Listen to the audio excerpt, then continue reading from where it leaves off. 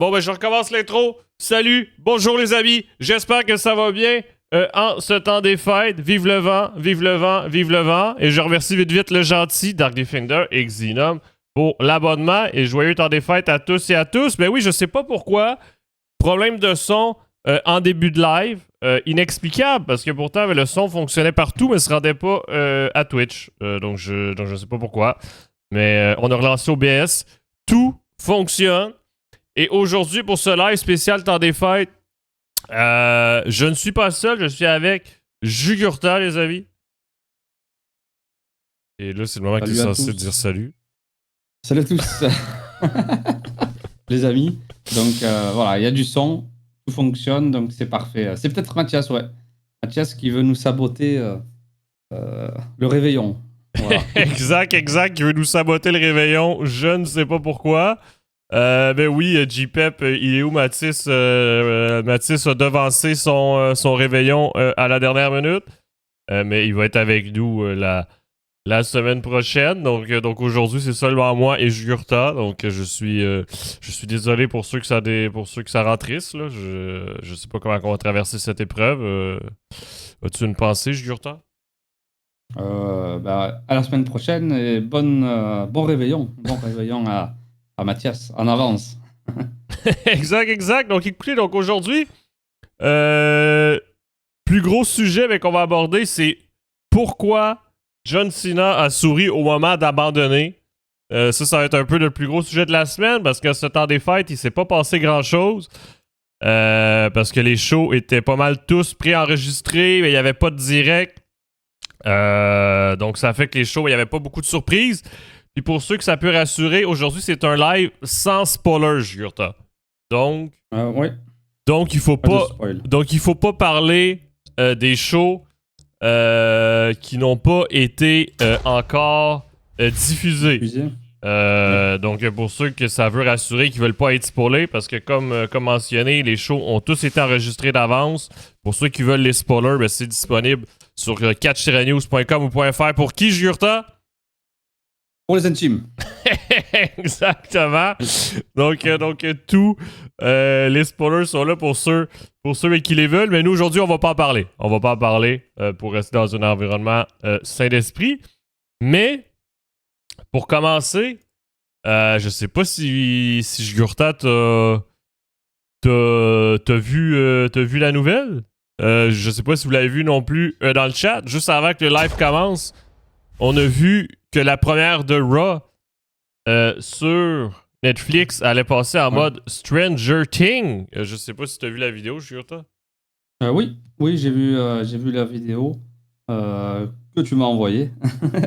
Et voilà, donc un petit sponsoring pour démarrer Raw en France, parce que ce sera la première fois qu'on pourra le regarder en France et dans d'autres pays, comme la Belgique ou d'autres. Donc voilà, vraiment un beau sponsoring avec Raw qui veut être une grosse affiche de Netflix et Stranger Things qui est la marque la plus puissante. Je crois qu'ils font des records avec les épisodes la saison 5 de la dernière saison, en plusieurs parties. Donc c'est un gros sponsoring pour Raw.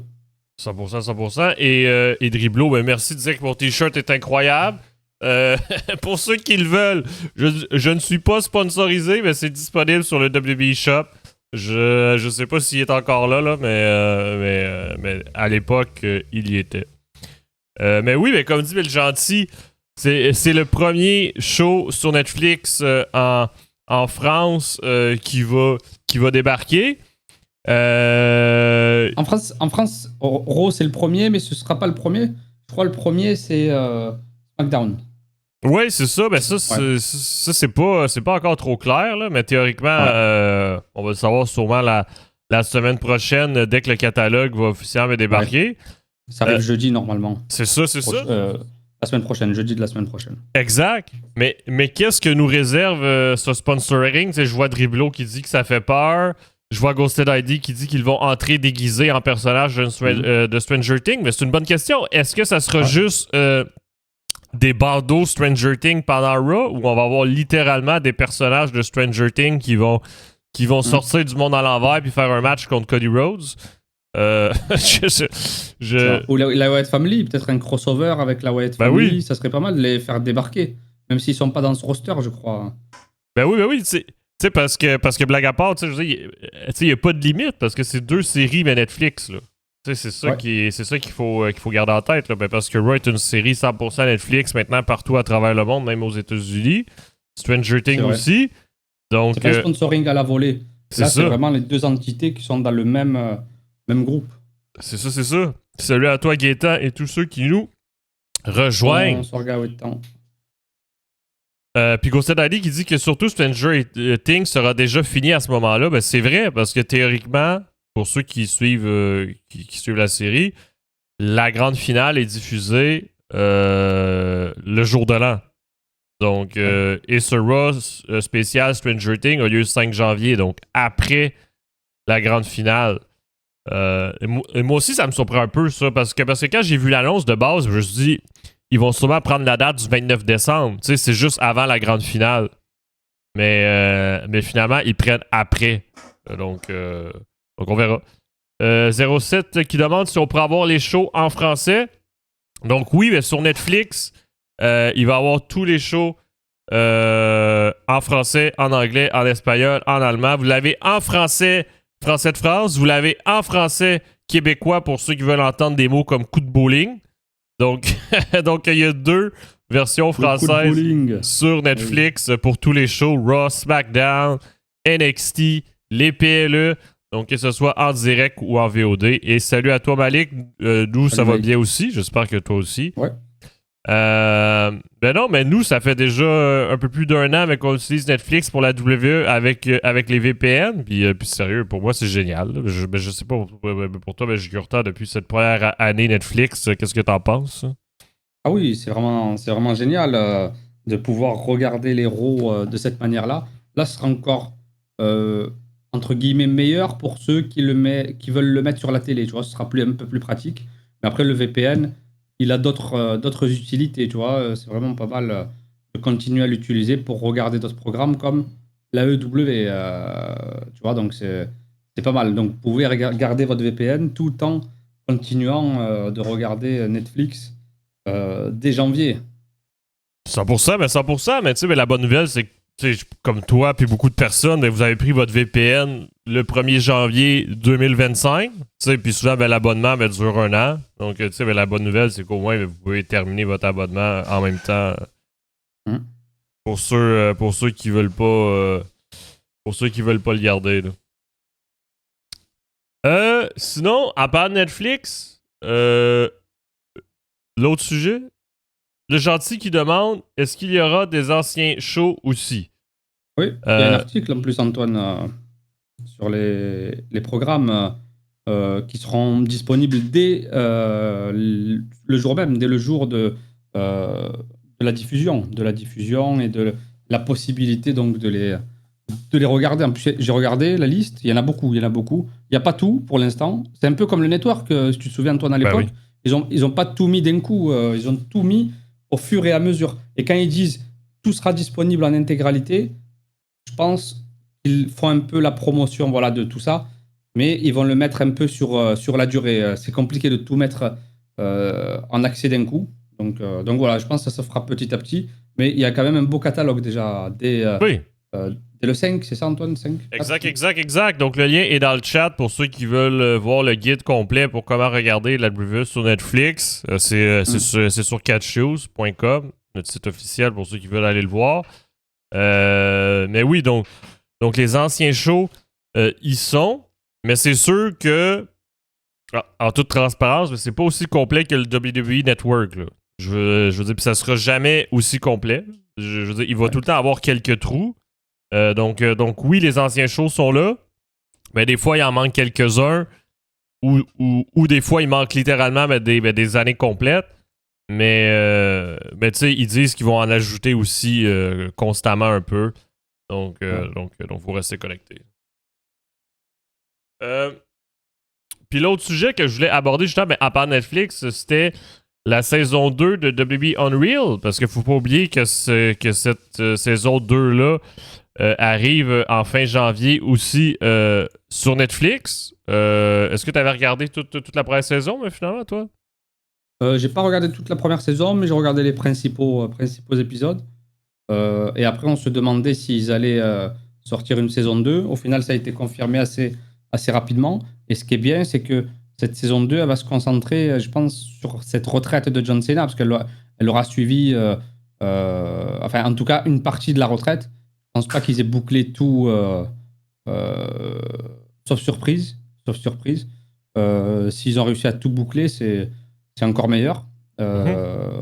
Mais si jamais ils n'ont pas encore réussi à tout boucler, on aura quand même les coulisses, les insides sur le heel turn de Cena, souvenez-vous. On n'était pas très content de tout ça. Donc voilà, peut-être les insides sur ce qui s'est vraiment passé par la suite. Et le fait qu'ils aient switché pour faire revenir Cena en face, c'est surtout ça. Oui, mais comme dit Malik, ça va arriver pendant le week-end du Royal Rumble. Donc pour ceux qui ont regardé la saison 1, je ne sais pas si dans le chat, si vous l'avez regardé, si vous l'avez apprécié. Mais là, c'est vraiment la saison 2. Mais tu sais, tu parlais de John Cena, mais moi, qu'est-ce qui m'inquiète? C'est que John Cena, présentement, n'est pas annoncé pour la saison 2. Tu sais, je veux dire, mais qu'est-ce qu'ils ont annoncé? C'est 5 épisodes d'une durée de 50 minutes et ça va suivre la route vers SummerSlam. Et donc, les personnes qui annoncent, qui vont être mis à l'avant pour cette saison 2-là, c'est Seth Rollins, Becky Lynch, Cody Rhodes, Gary Ripley, Pat McAfee, Jelly Roll, R-Truth, Io Sky, Naomi, Chelsea Green, Penta et Lyra Valkyria. D'accord. Donc, je sais pas. John Cena. Ben, c'est ça qui me perturbe un truc à part. Ouais. Pour John Cena, ils vont peut-être faire une série Netflix. En tout cas, ce serait bête pour Netflix de ne pas en profiter. Après, ils ont le temps. Et c'est un contrat de 10 ans. Mais si je suis Netflix, j'ai des caméras sur John Cena braquées tout le temps. Et tu fais une série de 10 épisodes, mais qui risque de battre des records, je pense. Avec Cena en plus. Ben, c'est ça. Tu sais, puis SummerSlam, c'est pas le moment que Seth Rollins s'était blessé? Oui. Ça, c'était son retour ou c'est le moment qu'il a fait la fausse blessure? Je crois que c'est les deux. Ouais, je crois qu'il y a eu la fausse blessure. Et ensuite, il y a eu l'autre blessure par la suite. Ouais. Je crois que c'est les deux. Je présume qu'ils vont parler de ça aussi. Puis comme dit Malik, là, c'est vrai qu'il y a eu le rappeur qui avait participé au heel turn puis qui devait faire un match puis qui s'était pas présenté. Mais c'est vrai aussi cette histoire-là. Mais est-ce que ça va être abordé pendant Unreal? Je sais pas. Ça va être à surveiller. Puis JPEP qui demande s'ils vont faire un docu sur Cena, sur toute sa tournée. Tantôt Jugurtal disait qu'il espérait. Ben, moi aussi, je l'espère. Là. Je pense que John Cena mérite d'avoir son dernier documentaire pour toute cette année-là backstage qu'il a vécu. Là. Je veux dire, il mérite de l'avoir. En plus, tu te souviens, Antoine, à l'époque, ils en sortaient des DVD. Parce sur la carrière, ouais. Ouais, sur les DVD, ils n'avaient pas encore fini leur carrière, qu'ils avaient déjà des best-of, qu'ils avaient des petits documentaires. Vraiment, moi, j'aimais beaucoup. C'est vrai, j'avais complètement oublié, mais c'est vrai qu'ils sortaient ces espèces de DVD-là qui avaient les meilleurs matchs du catcheur au courant de sa carrière. Puis en plus, ils prenaient le temps de filmer des témoignages juste pour le DVD. Je sais pas si tu t'en souviens, mais ça aussi, c'était bien. Le fait qu'ils prenaient la peine vraiment de tourner ces moments-là coulisses pour raconter qu'est-ce que la personne pense du catcheur ou a pensé de ce match-là. Donc ça faisait quand même des petites images inédites. Mais bon, c'est à surveiller. Moi, personnellement, j'ai pas été un grand fan de la saison 1 qu'on a eue. Mais on verra cette saison 2-là. Là. Je veux dire, moi, personnellement, c'était pas trop wow. Là, mais qu'est-ce que j'étais pas un grand fan, mais exemple, mais qui montre des choses, mais sans trop en montrer. Puis je me posais même la question si certaines images étaient scriptées ou non, puis j'ai toujours pas la réponse, personnellement. Là. Moi, c'est ça qui m'agaçait. Il disait lever le voile sur les coulisses, mais est-ce qu'ils le font vraiment ou si c'était des scènes spécialement tournées pour ça? On le sait toujours pas. Malik qui dit il y avait le DVD de Jeff Hardy ou pas? Ben oui, ben il y en a eu un, mais DVD de Jeff Hardy. Ah oui, Jeff Hardy en a eu un. Ouais, il y a eu Bret Hart, Eddie Guerrero, ouais. Trish Stratus, Mysterio. Triple H. Ouais. Ouais. Et, il y en avait eu beaucoup. Il y avait en pagaille. Ouais. JPEP qui dit John Cena fera l'objet d'un documentaire sur sa retraite. Des équipes de tournage étaient présentes pour ce projet dont la sortie est provisoirement prévue pour mi-2026. Peacock serait le point d'atterrissage pressenti, mais ça n'est pas encore confirmé sur Wrestle Vote. Mais tu sais, mais si c'est Peacock, c'est que qu'est-ce que c'est dommage, mais c'est qu'on l'aura jamais. Là. Ouais, Peacock, il y en a plein. C'est quoi le documentaire qu'ils avaient fait? C'est jamais sorti. C'est pas eux qui travaillaient sur la Nexus? Ça se peut, mais il y a eu l'exemple de documentaire sur Lex Luger aussi, je me rappelle, mais qui n'a jamais sorti. Mais salut Dodo, joyeux temps des fêtes. Mais c'est que si que c'est sur Peacock, c'est que ça va juste rester aux États-Unis aussi. C'est vrai qu'ils en ont sorti. Je crois que c'est Peacock qui a sorti un docu sur Kurt Angle. Ben c'est ça. Puis, et puis à chaque fois, ben, les documentaires, ils restent juste sur la plateforme de streaming Peacock aux États-Unis. Puis au final, on les voit jamais, sauf... C'est un peu comme ESPN. ESPN, ils ont sorti beaucoup de documentaires sur certains catcheurs, même sur Kenny Omega. Ils avaient sorti un documentaire sur Kenny Omega, et vraiment, il était excellent, le docu. Mais peu de personnes en ont parlé parce que, comme tu l'as dit, il est difficile d'accès, parce que c'est sur le territoire nord-américain en majorité. Donc, c'est compliqué de le voir autre part sur d'autres plateformes. C'est vrai que c'est dommage. C'est Peacock. C'est vraiment dommage. Ben oui, c'est ça. Je vous dis, mais la seule façon de le voir, c'est illégalement. Tu sais, c'est ça qui est dommage là-dedans. Mais non, mais ça, je pense que ça fait le tour pour les actualités Netflix de la semaine. Écoute, je pense que ça va être à surveiller Stranger Things. Je présume qu'on va avoir plus de détails après le temps des fêtes. Là, c'est sûr que ça bouge pas beaucoup, mais on verra. De l'autre côté de la médaille, je voulais faire un petit point AEW avec World's End qui s'en vient ce samedi. Aussi, il y a eu 2 catcheurs français qui étaient à AEW Collision. Est-ce que tu as regardé les shows de cette semaine? Non. J'ai regardé les résultats, bien sûr, sur catch-news.com. Mais pas vers pour Antoine. Pour les intimes, et oui, Malik, on va aussi parler du show de la AAA un peu vite, un peu plus tard. Mais oui, pour ceux qui l'ont regardé ou qui l'ont pas vu, première des choses, avez-vous vu la nouvelle greffe de cheveux d'MJF? Je sais pas si t'as vu, mais la photo est sur le live présentement. Non, mais MJF a fait son retour avec des cheveux encore plus qu'avant. On comprend mieux l'absence. Non, mais il était absent pour le tournage de son prochain film, encore une fois. Mais là, il a fait son retour pour ce show de Dynamite qui était à Manchester, au Royaume-Uni. Et là, il s'est injecté dans le main event de World's End. Donc, ça va être Samoa Joe contre Swerve Strickland, contre Adam Page, contre MJF qui s'est ajouté. Fait que ça, c'est vraiment intéressant parce que là, on a une star supplémentaire parce que MJF a cash in son contrat Gauntlet Casino. Donc moi, j'ai hâte de voir ce match-là samedi personnellement. Je sais pas pour toi. Oh non, je suis content. Mais Ghosted ID qui dit non, mais c'est pas une greffe de cheveux, c'est effectivement juste une nouvelle coiffeur. Ça, c'est moi qui dis un peu n'importe quoi parce que je sais pas si vous avez suivi sur les réseaux sociaux, ben les gens n'avaient parlé, l'avaient souligné à la blague en disant que ça l'avait changé. Mais je trouve qu'MJF, il avait beaucoup manqué au show parce que dernièrement, il y avait les autres blessés là, comme les Will Ospreay et compagnie. Puis au moins, on a une star supplémentaire qui fait son retour. Donc, tant mieux. Et aussi, qu'est-ce qu'il fallait souligner? C'était, vous l'avez sur l'image justement, les 2 catcheurs français, vous les avez. Donc, vous avez Kuro et vous avez Ricky Sosa. Donc, en fait, c'est 2 catcheurs francophones, pardonnez-moi. Donc, un français et un belge. qui ont participé à l'entrée de Mercedes Moné. Parce qu'en fait, le Mercedes Moné fait toujours ses entrées avec des hommes pour tenir ses multiples championnats.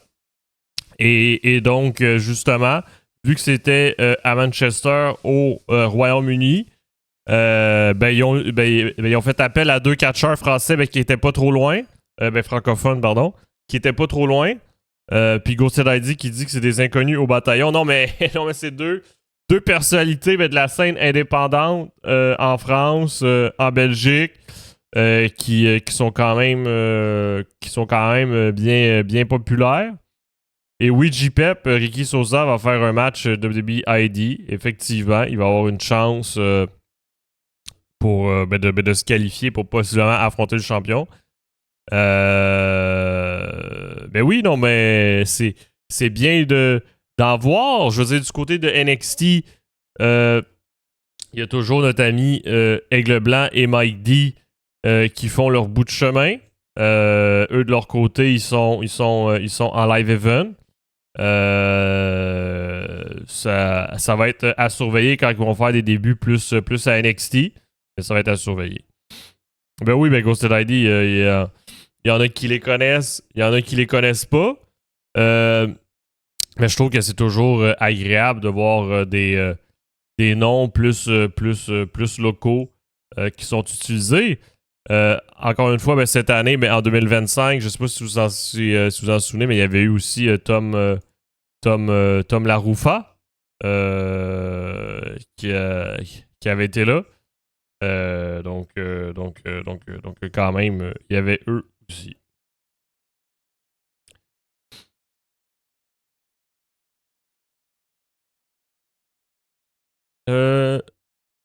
Kuro, ça fait plusieurs fois qu'on le voit à l'AEW. Ah oui, c'était quand? C'était quand les autres fois?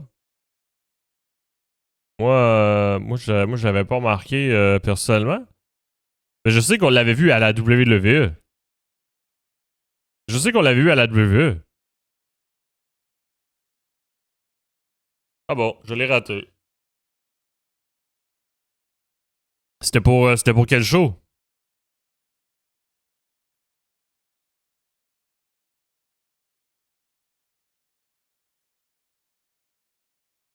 C'était en Angleterre.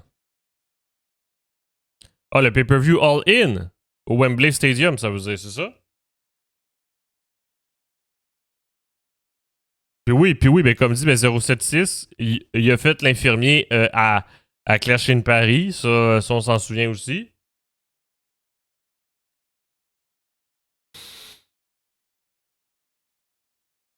Ah, c'était à Forbidden Door?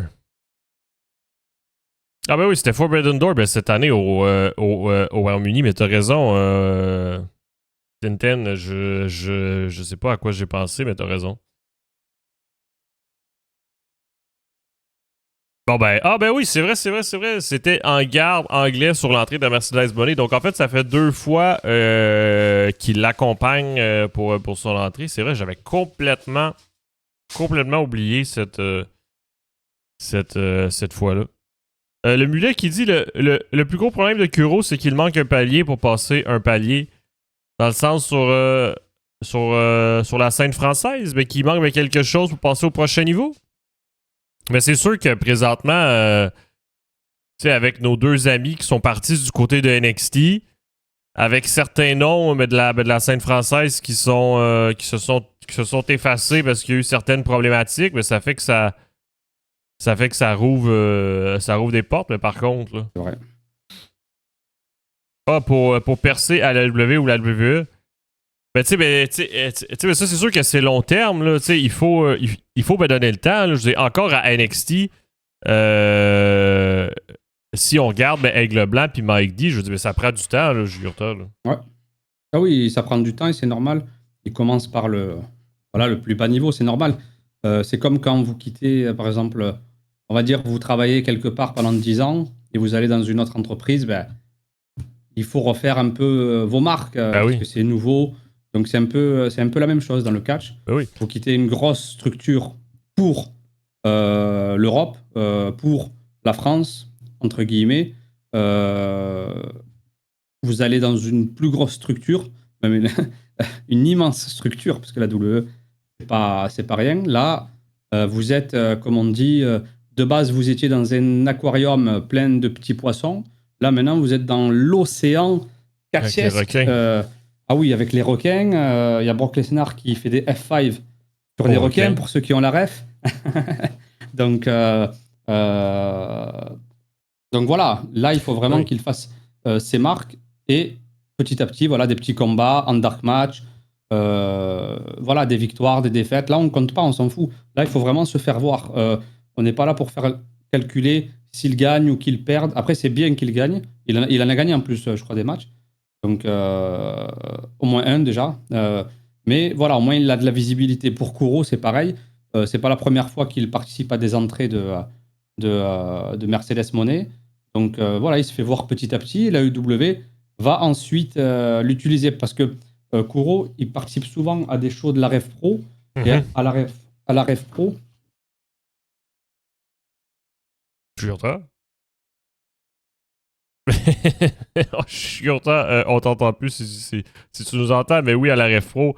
Ben souvent, c'est un palier mais pour aller plus loin. Là, je veux dire, Mercedes Moné, encore récemment, était championne Rev Pro, justement. Oui, c'est vrai. Vous m'entendez? Oui. Ouais. Pardon, je t'ai coupé. Je te laisse finir. Non, mais vas-y. Oui, donc à la Rev Pro, il y a Michael Oku. Michael Oku, qui est un catcheur dans le circuit indépendant.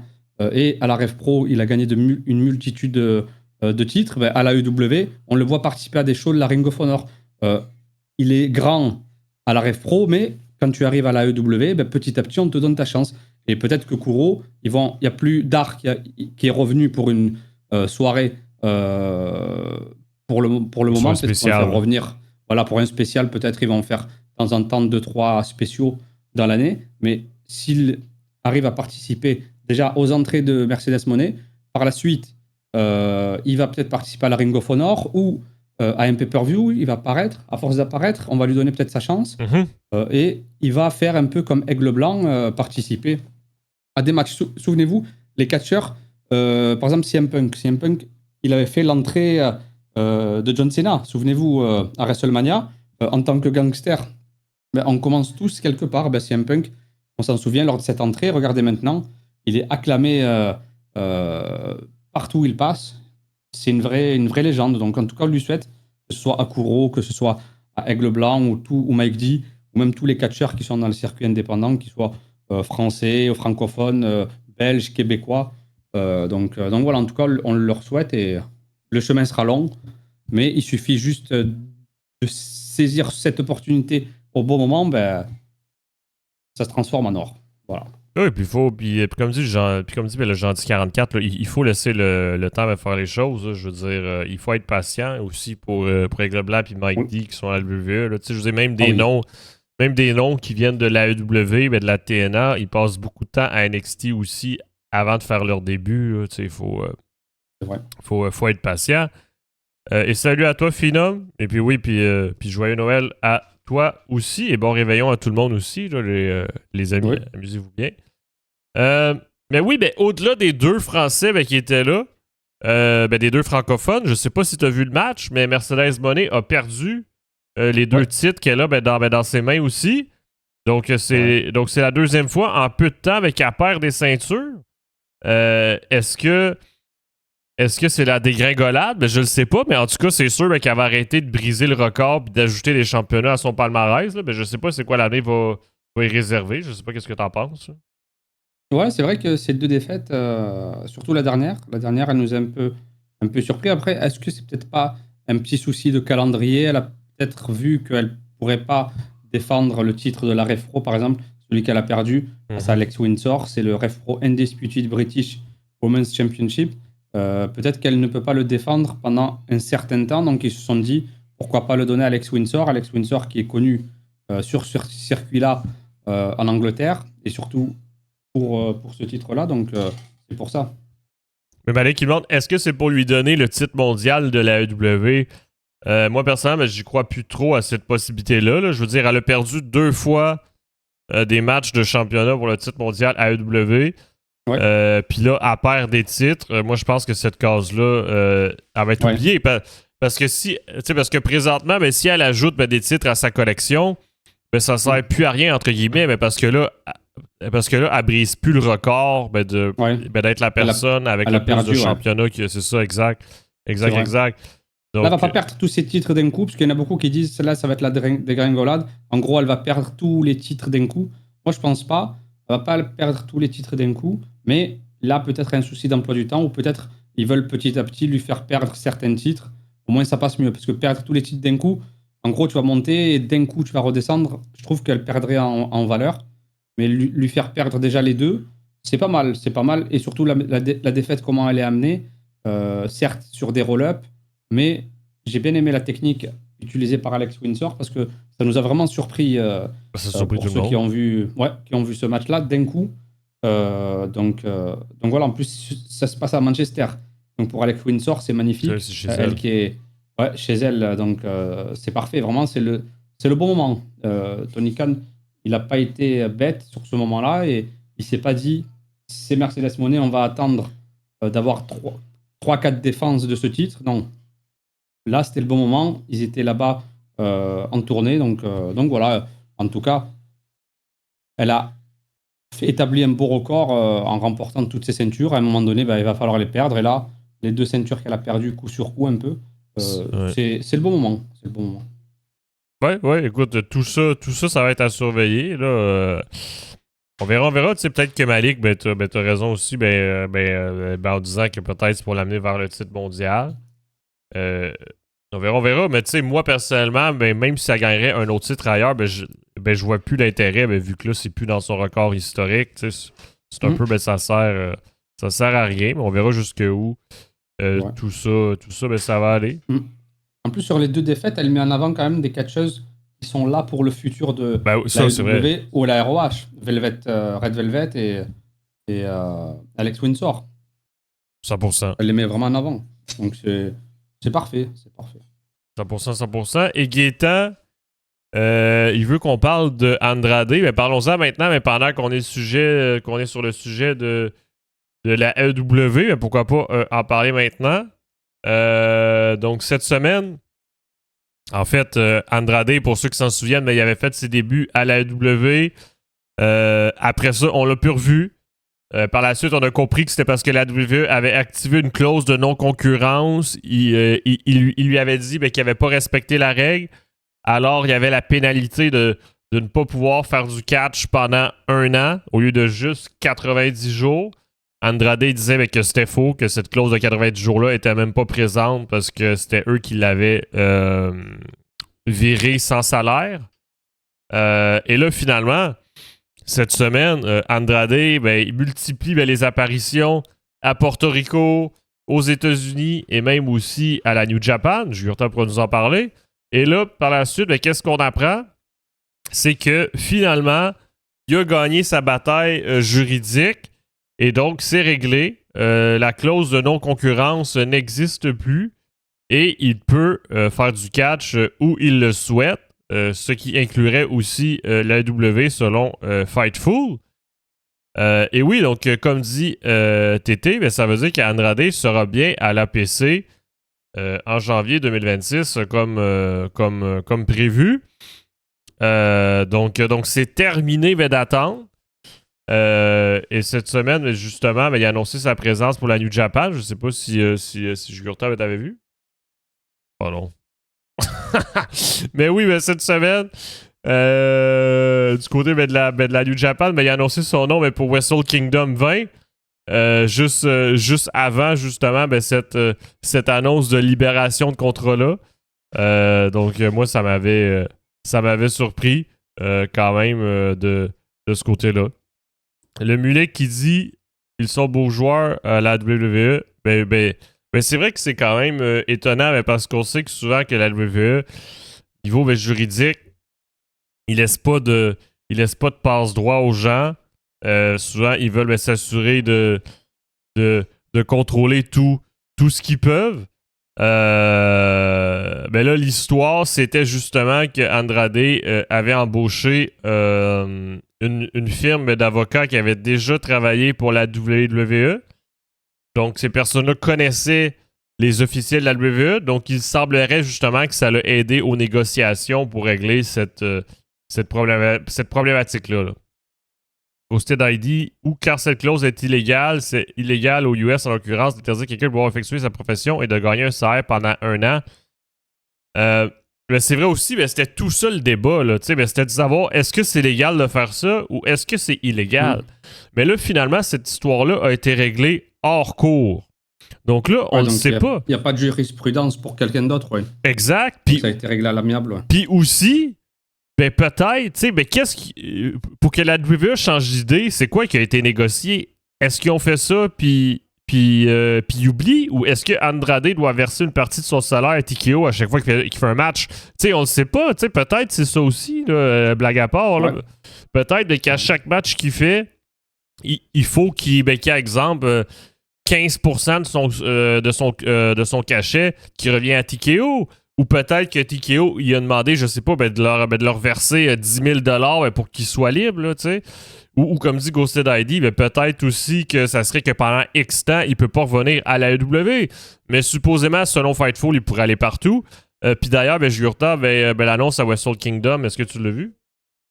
Oui, j'ai vu l'annonce à Wrestle Kingdom. J'étais content. C'est le retour de la Sombra. Il a déjà participé à des combats avec la New Japan. Donc, c'est le retour d'Andrade là-bas. C'est vraiment beau. C'est vraiment beau. En plus, Wrestle Kingdom 20 qui sera l'événement sold out. C'est la première fois. Sold out le Tokyo Dome avec la retraite de Hiroshi Tanahashi qui va affronter Kazuchika Okada, actuel catcheur de la WWE et qui a fait les beaux jours de la New Japan les 10 dernières années. Donc voilà, ça va être un événement exceptionnel. En plus, il y a aussi Chris Brooks qui a été annoncé. Il va affronter El Fantasmo. Chris Brooks, qui est un catcheur qui évolue plus du côté de la DDT. Et là, c'est peut-être le grand bain pour lui, le grand saut, parce que c'est vraiment un super catcheur à la DDT. Et surtout, il a fait aussi des matchs aussi hardcore. Donc, c'est plus dans le circuit underground japonais et dans le circuit indépendant. Mais là, s'il se lance à la New Japan, en plus, c'est un grand catcheur, grande taille. Il a le look, il a la technique, il a le in-ring. Vraiment, ça peut vraiment lancer sa carrière là-bas. En tout cas, je suis très content pour Chris Brooks. Mais en tout cas, Wrestle Kingdom, cette année, le show, c'est peut-être le show du renouveau avec Monsieur Hiroshi Tanahashi qui prend sa retraite, mais il montre en tant que président, parce que c'est lui le président de la New Japan, qu'il veut un renouveau pour cette compagnie. Parce que depuis quelques années, là, depuis le départ de Will Ospreay, le départ de Kenny Omega à temps plein, et les départs tout court de Okada, de la fédération, on pensait qu'elle allait couler, et au final, elle est en train de se relever, donc c'est magnifique. C'est magnifique. Donc, 4 janvier, 2026, Wrestle Kingdom.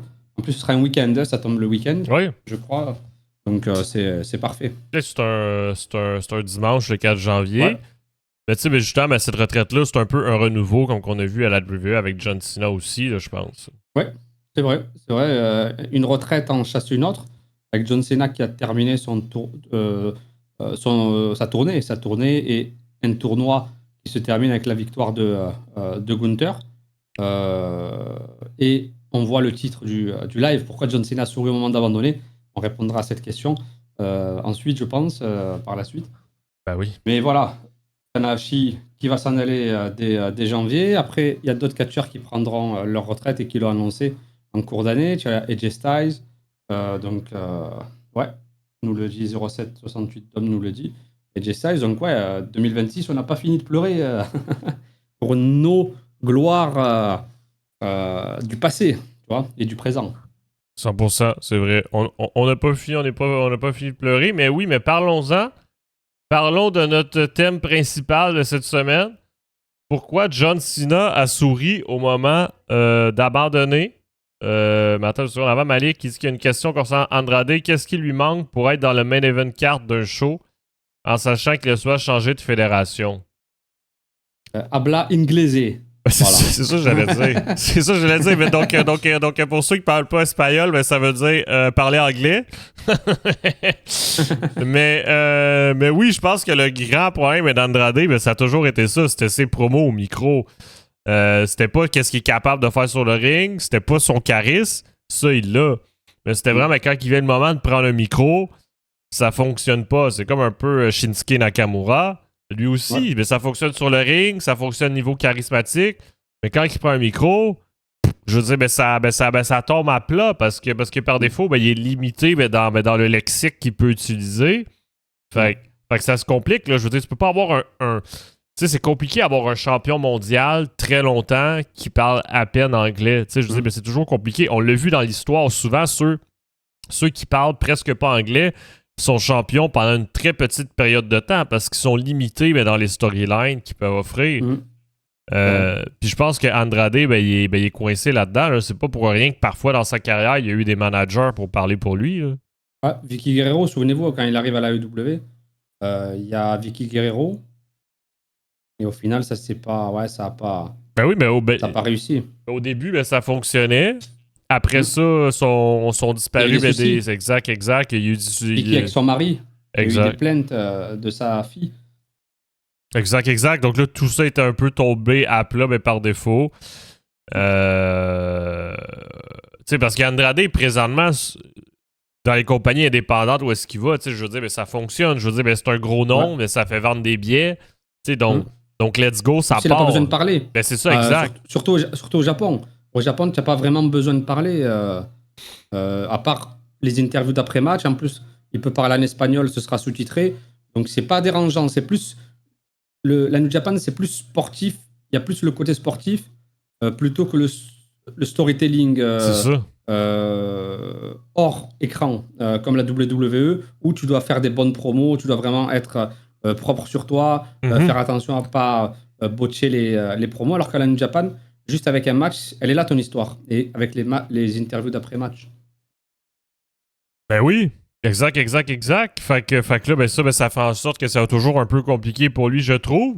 Tu sais, puis souvent, on dit à la blague, mais je présume que son couple avec Charlotte Flair va aider son anglais, mais finalement, ça l'a pas aidé. Je sais pas si c'est Charlotte qui a pris des cours d'espagnol, mais non, mais sérieux, je veux dire, finalement, ça l'avait pas aidé, ça l'avait pas trop avancé sur ce dossier-là. Donc, je pense que c'est toujours ça qui bloque. Puis comme dit, 076, c'est ça, Nakamura a eu des petits règnes à la WWE pour la même raison. Là, c'est sûr que c'est dommage parce que ça reste que c'est des bonnes personnes qui pourraient offrir plus. Là. Mais. À la WWE, avec Zelina Vega, tu vois, c'était pas mal. L'association avec Andrade. Ben oui. Au final, voilà, Zelina Vega, là maintenant, ils ont suivi la même formule, tu vois, qu'avec Andrade. Ils l'ont mise avec Aleister Black. Même si Aleister Black, au micro, voilà, il se débrouille. Ouais. Il parle couramment l'anglais. Donc c'est dommage. En tout cas, Andrade, il a tout ce qu'il faut, sauf le micro. Ben c'est ça, tu sais, puis c'est un gros problème, mais quand on sait que c'est important de livrer ces promos-là, tu sais, puis on ne sait jamais, est-ce que c'est un manque de volonté de la personne d'apprendre une autre langue, ou peut-être qu'il est juste pas capable, tu sais, c'est toujours des questions qu'on se pose. C'est vrai. Après tant d'années, c'est vrai qu'on se pose la question, parce que c'est du gâchis quand même pour Andrade. Après, il est encore, il n'est pas encore si vieux que ça. Il est assez jeune quand même, Andrade. Je crois qu'il a 35, 36 ans. Donc, il n'est pas encore si vieux. Oui, parce que c'est ça le problème, parce qu'il peut pas tout le temps parler en espagnol pendant ses promos, etc. Mais surtout, quand vous regardez le show en anglais, souvent les commentateurs ne parlent même pas espagnol, donc ils peuvent même pas traduire. Fait que même ça, souvent, c'est compliqué aussi. Là, il peut pas rester en espagnol tout le long de sa promo. Ouais, ça c'est vrai. Le mulet qui dit qu'Andrade est surcoté. Je pense que qu'est-ce qui l'aide, c'est de créer de la hype souvent avec ses changements de compagnie, de se réinventer. Tu sais, comme là, présentement, c'est sûr qu'il y a une vague Andrade parce qu'il débarque un peu n'importe où et n'importe comment. Tu sais, que ce soit à l'APC en France, que ce soit à Porto Rico, aux États-Unis, dans des compagnies indépendantes. Mm. Tu sais, je dis, mais ça reste que ça crée de la hype à chaque fois qu'il arrive Ouais. quelque part parce que ça fait parler de lui. Là. C'est vrai. La hype, il a son personnage, il a sa personnalité, il a son franc-parler, on va dire. Hein. Voilà, c'est pas quelqu'un qui se laisse faire, on va dire, entre guillemets. Partout où il va, il a laissé personne indifférent. Soit on l'aime, soit on ne l'aime pas. Donc, dans le catch, c'est ça. Hein, susciter de la réaction, Andrade, il suscite de la réaction. Après, comme a dit Antoine, peut-être quand il aura fait le tour de toutes les fédérations indépendantes, on va se dire, mais Andrade, qu'est-ce qui nous reste, à part ses participations dans des shows ou dans des galas. Donc voilà, en tout cas, s'il revient à la AEW, Tony Khan l'a dit, hein, la porte est ouverte. Ben donc, oui. Tu sais, je sais, puis théoriquement, ben, tu sais, je sais, s'il a fait ses débuts à Dynamite, ben, c'est qu'il était signé, tu sais. Oui. Tu sais, donc, oui. donc, théoriquement, je présume qu'il est peut-être encore signé. Donc, est-ce qu'il va faire son retour ce samedi à World End ou plus tard dans un Dynamite ou un Collision? Ça va être à surveiller, mais présentement, personne n'a la réponse. Donc, on verra, écoutez, les amis. On verra. Le gentil qui nous demande si on a des nouvelles sur la blessure de Dominic Mysterio. Justement, on va en parler parce que ça, c'était le week-end dernier. C'était vendredi dernier, hein, c'est ça, le show de la AAA? Ouais. Ouais, donc c'était vendredi dernier. Il y avait la guerre des Titans. Oui, c'est ça, oui. La guerre des Titans. Et Dominic Mysterio était dans un match par équipe avec Grande Americano face à son père, Rey Mysterio, et Rey Fénix. Et juste à la fin du match, Rey Mysterio a contré une souplex en DDT. Et là, déjà là, on a vu qu'il y avait un problème parce qu'immédiatement, quand la prise a été exécutée, je sais pas si tu as remarqué Jurta, là, mais Dominic Mysterio, exact, directement, il se tient l'épaule, il s'immobilise le bras en 90 degrés. Et tout le reste du match, c'est-à-dire les 2 minutes qui restent, il garde son bras fixe contre son corps, justement, pour être sûr qu'il bouge pas. Donc ça, par défaut, quand quelqu'un fait ça, c'est parce que c'est une blessure à l'épaule, c'est parce qu'il faut l'immobiliser pour justement pas l'empirer. Puis là, malheureusement, présentement, Gentil qui demandait des nouvelles. On n'a pas de nouvelles, c'est parce que le problème, c'est que présentement, c'est des shows qui ont tous été enregistrés avant cet événement-là. Raw cette semaine, ça a été enregistré avant que Dominic se blesse. Donc on ne sait pas. Est-ce que c'est une dislocation complète? Est-ce que c'est juste peut-être une petite foulure en torse, appelez ça comme vous voulez? On ne sait pas non plus. Mais par contre, cette semaine, il y a les live events spéciales Holiday Tour du temps des fêtes. Donc ça va être à surveiller. Est-ce que Dominic va être là ou non? Je pense que ça va répondre à notre question. Parce que si Dominic peut faire des matchs par défaut, ça va dire que sa blessure finalement c'était minime. Et s'il est retiré des programmes, par défaut, ça veut dire que notre ami Dominic pour les 27 mois, est gravement blessé finalement. Oh! Merci Mathieu pour le 27e mois d'abonnement. Puis oui, joyeuse fête à tous, à toi Mathieu et tous ceux qui nous rejoignent. Mais Jurta, t'avais-tu vu le show ce week-end? Oh non. Parce que moi, personnellement, je sais pas pour vous, dans le chat, là, j'ai pas vu le show complet, mais j'ai seulement regardé ce match-là. Puis c'est littéralement juste en voyant le match que j'ai vu qu'il y avait un petit souci d'épaule, notre ami. Toi, Jurta, est-ce que tu avais vu le show complet ou? Ouais, j'ai vu le show, je l'ai rattrapé. Ouais, c'est plus à ce moment-là, lorsqu'il lui porte ce DDT. Après, voilà, malencontreusement, il se blesse. C'est le père qui blesse, qui blesse le fils. Donc c'est dommage parce qu'il était en pleine bourre, comme on dit. Il avait battu John Cena, il avait récupéré son titre, Liv Morgan qui est de retour de blessure. Donc là, c'est lui qui va s'absenter. Après, peut-être qu'il va pas combattre. Ça serait bien de le garder à l'écran avec l'écharpe. Avec en gros, je suis blessé. Et pourquoi pas un jour ou aider Liv Morgan avec un plâtre, tu vois, par exemple, comme à l'époque, Randy Orton se faisait aider par son père qui avait un plâtre, c'était Bob Orton, son père, donc Bob Orton Junior, il l'aidait.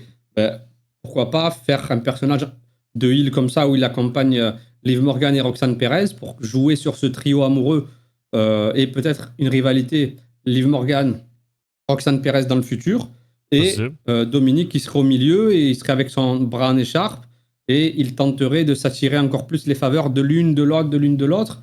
Et à un moment donné, les deux en auront marre ou un truc comme ça. Et Dominique, lui, peut toujours jouer son rôle de heel, tu vois, pour ne pas être freiné, comme nous le dit 0768 Dom, que je soupçonne d'être un fan de Dom Dom. Euh, pourquoi pas Dominique, futur main eventer et champion du monde 2026, pourquoi pas, s'il continue sur sa lancée. C'est Buffynum qui demande, vu qu'il est présumément blessé, est-ce qu'il va rendre le titre vacant à AAA ou va le perdre dans un match? Tu sais, ça, c'est une bonne question, tu sais, parce qu'en plus, présentement, la AAA s'apprête à être diffusée sur Fox au Mexique à chaque semaine, ou presque. Donc, ça veut dire que la AAA va encore faire plus de shows, donc ils ont besoin de leur champion principal par défaut. Donc, c'est sûr que ça complique les choses, parce que si Dominique est réellement gravement blessé, puis qu'il doit s'absenter, tu sais, c'est une dislocation comme Liv Morgan, là, donc c'est-à-dire pour quelques mois, parce que Liv Morgan c'était aussi blessé à l'épaule aussi, un peu de la même façon. Encore aussi, Penta s'est récemment blessé à l'épaule, mais lui, au moins, c'était pas une dislocation complète, donc il a juste fait de la rééducation, il n'y a pas eu d'opération. Donc c'est pour ça qu'il pourrait revenir plus rapidement. Mais même Penta, vous regardez, ça va faire 1 mois et demi, mais qui est absent, là, tu sais. Donc c'est un peu le même principe aussi pour Dominique. Donc est-ce qu'il devra rendre le titre vacant? Ça va être eux qui vont prendre la décision, mais de leur côté. Mais si c'est une longue blessure, je crois que la réponse est oui, il va falloir rendre le titre vacant.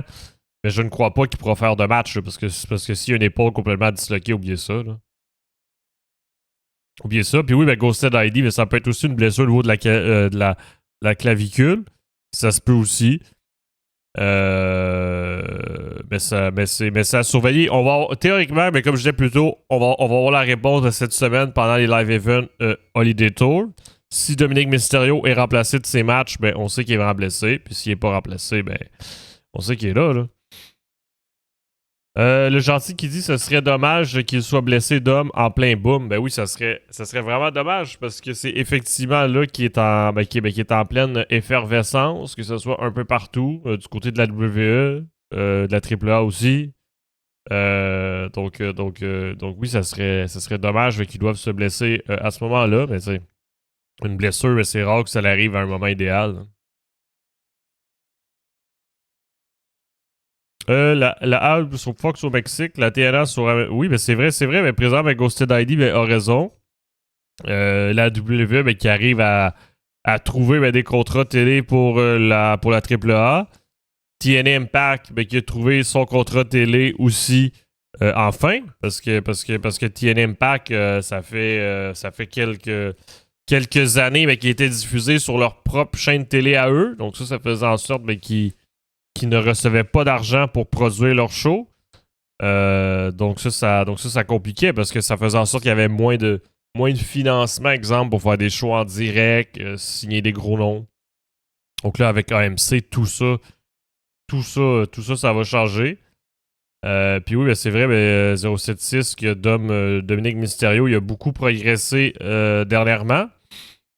Juste encore une fois, je dis juste le fait qu'il gagne son match face à John Cena, c'était un énorme moment cette année.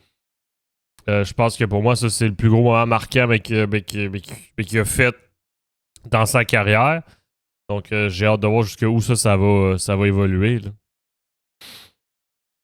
Oui, Malik, aussi, il y a eu le match de Dr. Wagner Jr. contre Ethan Page, remporté par Wagner Jr. Parce que Ethan Page, dernièrement, il est vraiment un peu partout à la AAA, à NXT, aux côtés de Chelsea Green. Donc c'est bon. Moi, personnellement, Malik, j'ai pas vu le match au complet. Là, donc, j'ai pas vu le show au complet, puis je n'ai pas vu ce match-là. Mais toi, si tu l'as vu, c'est quoi t'as pensé de ce match-là? Habituellement, Ethan Page fait toujours des bons matchs, mais pour ceux qui veulent voir le show, c'était diffusé gratuitement sur la chaîne YouTube de la WWE. La vidéo est disponible sur Catch News dans les résultats du show et aussi dans un article séparé. Là, si vous tapez Regardez AAA, ça va être là.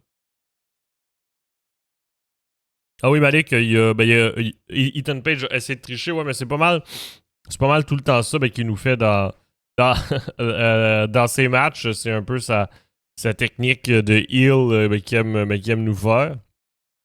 Donc c'est pas mal ça qui nous réserve tout le temps. Si c'est bon pour vous, ben moi j'irai sur notre sujet principal.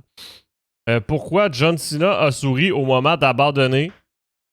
On a eu enfin la réponse à cette question. Donc pour ceux qui s'en souviennent, je veux dire que tout le monde s'en souvient, là, c'était le dernier match de John Cena à Saturday Night's Main Event. Il affronte Gunther. Un match quand même de forte intensité. Après ça, Gunther applique plusieurs soumissions de sleeper sur John Cena. John Cena résiste encore et encore et encore. Finalement, John Cena a tapé, ce qui a amené plusieurs réactions positives, négatives, de haine aussi envers la compagnie, envers Gunther, envers les choix. Puis oui, Malik, on devrait faire un emoji ou un meme avec ça. La tête de John Cena que vous voyez présentement sur le live pour ceux qui ont les images. Mais justement, là, je vais vous lire la déclaration de John Cena parce que tout le monde se demandait pourquoi que John Cena a finalement abandonné cette fois-là. Là. C'était la grande question, mais surtout en souriant. C'était ça que les gens se demandaient. Et là, justement, je vais vous partager mon écran. Notre ami John Cena qui était en interview sur le podcast de Cody Rhodes et que on lui a demandé pourquoi il souriait justement quand il a abandonné. Et là, notre ami John Cena qui a répondu: alors que je prenais en quelque sorte mon dernier souffle, j'ai pensé à la façon dont, quand quelqu'un est en train de mourir, il lutte encore et encore, s'accrochant juste assez longtemps pour dire au revoir à toutes les personnes qui ont compté dans sa vie. On lit souvent « Cette personne est morte paisiblement ». C'est exactement ce que j'ai ressenti. J'ai fait face à la mort avec un sourire, en sachant que nous étions au bon endroit, en sachant que l'avenir serait radieux. En bas de mon t-shirt, il était écrit « J'ai tout donné, merci pour tout. À cet instant précis, c'était ça, partir paisiblement. » Donc, toute cette déclaration-là, en fait, je sais pas c'est quoi, vous en tirez-vous, mais dans le chat, n'hésitez pas à partager votre avis là-dessus. Ghosted qui dit car ce n'était pas la fin prévue, il sourit en mode je vous avais dit que j'allais pas faire cette fin-là. Mais justement, mais John Cena, qui dit qu'il a souri justement parce que c'est comme ça une mort paisible, donc il est bien envers lui-même avec cette décision-là de prendre sa retraite à ce moment-là. Donc il a vraiment tout donné, comme qu'il dit, puis qu'à cet instant précis-là, il est prêt à tout laisser ça partir en lui. Là. Le gentil qui dit il y a eu trop de soumissions dans ce match, je trouve. Mais ça, c'est vrai qu'il y a eu beaucoup de soumissions, mais à la fin. Mais quand on regarde ça de l'extérieur, on réalise qu'il y a eu autant de soumissions parce que tout ce match-là était reposé sur John Cena a abandonné. C'est vrai. C'est vrai. Elle est magnifique, cette image. C'est John Cena qui lâche prise, en fait. Exact. Il abandonne pas vraiment. Comme on dit, c'est le signe d'abandonner, mais comme tu l'as dit, Antoine, ça représente encore plus. Ça représente encore plus dans le sens où il se dit, voilà, Gunther, là, il me bat, je crée un monstre, mais je crée aussi d'autres catcheurs qui ont pour vocation de me venger, et le futur est entre de bonnes mains. Donc, John Cena, il s'est dit, ça y est, je lâche prise, ma carrière, elle est maintenant derrière moi. Il nous a sorti en plus, c'était un très bon match face à Gunther. Même Gunther le dit, Goldberg, lui, il n'était pas en capacité physique d'offrir un très bon match. Déjà, de base, Goldberg, c'est pas quelqu'un qui est en capacité d'offrir un bon match, même à l'époque. Enfin, un très bon match. Un bon match, je pense qu'il le peut, mais un très bon match, c'est très compliqué, encore plus maintenant. Mais John Cena, lui, on a pu le voir face à AJ Styles, face à d'autres adversaires. Il peut nous offrir, même si physiquement on le sent quelquefois quand on le voit marcher, hors catch. Ouais, on voit qu'il est, qu'il est au bout. Mais durant cette tournée, il n'a pas été déconnant, il n'a pas été dégueulasse. John Cena, en termes de in-ring, en termes de promo, il est toujours aussi bon. Après, voilà, en termes d'histoire, peut-être le heel turn, tout ça, ça, on le met de côté. Mais en termes de performance, Cena, il nous a régalé.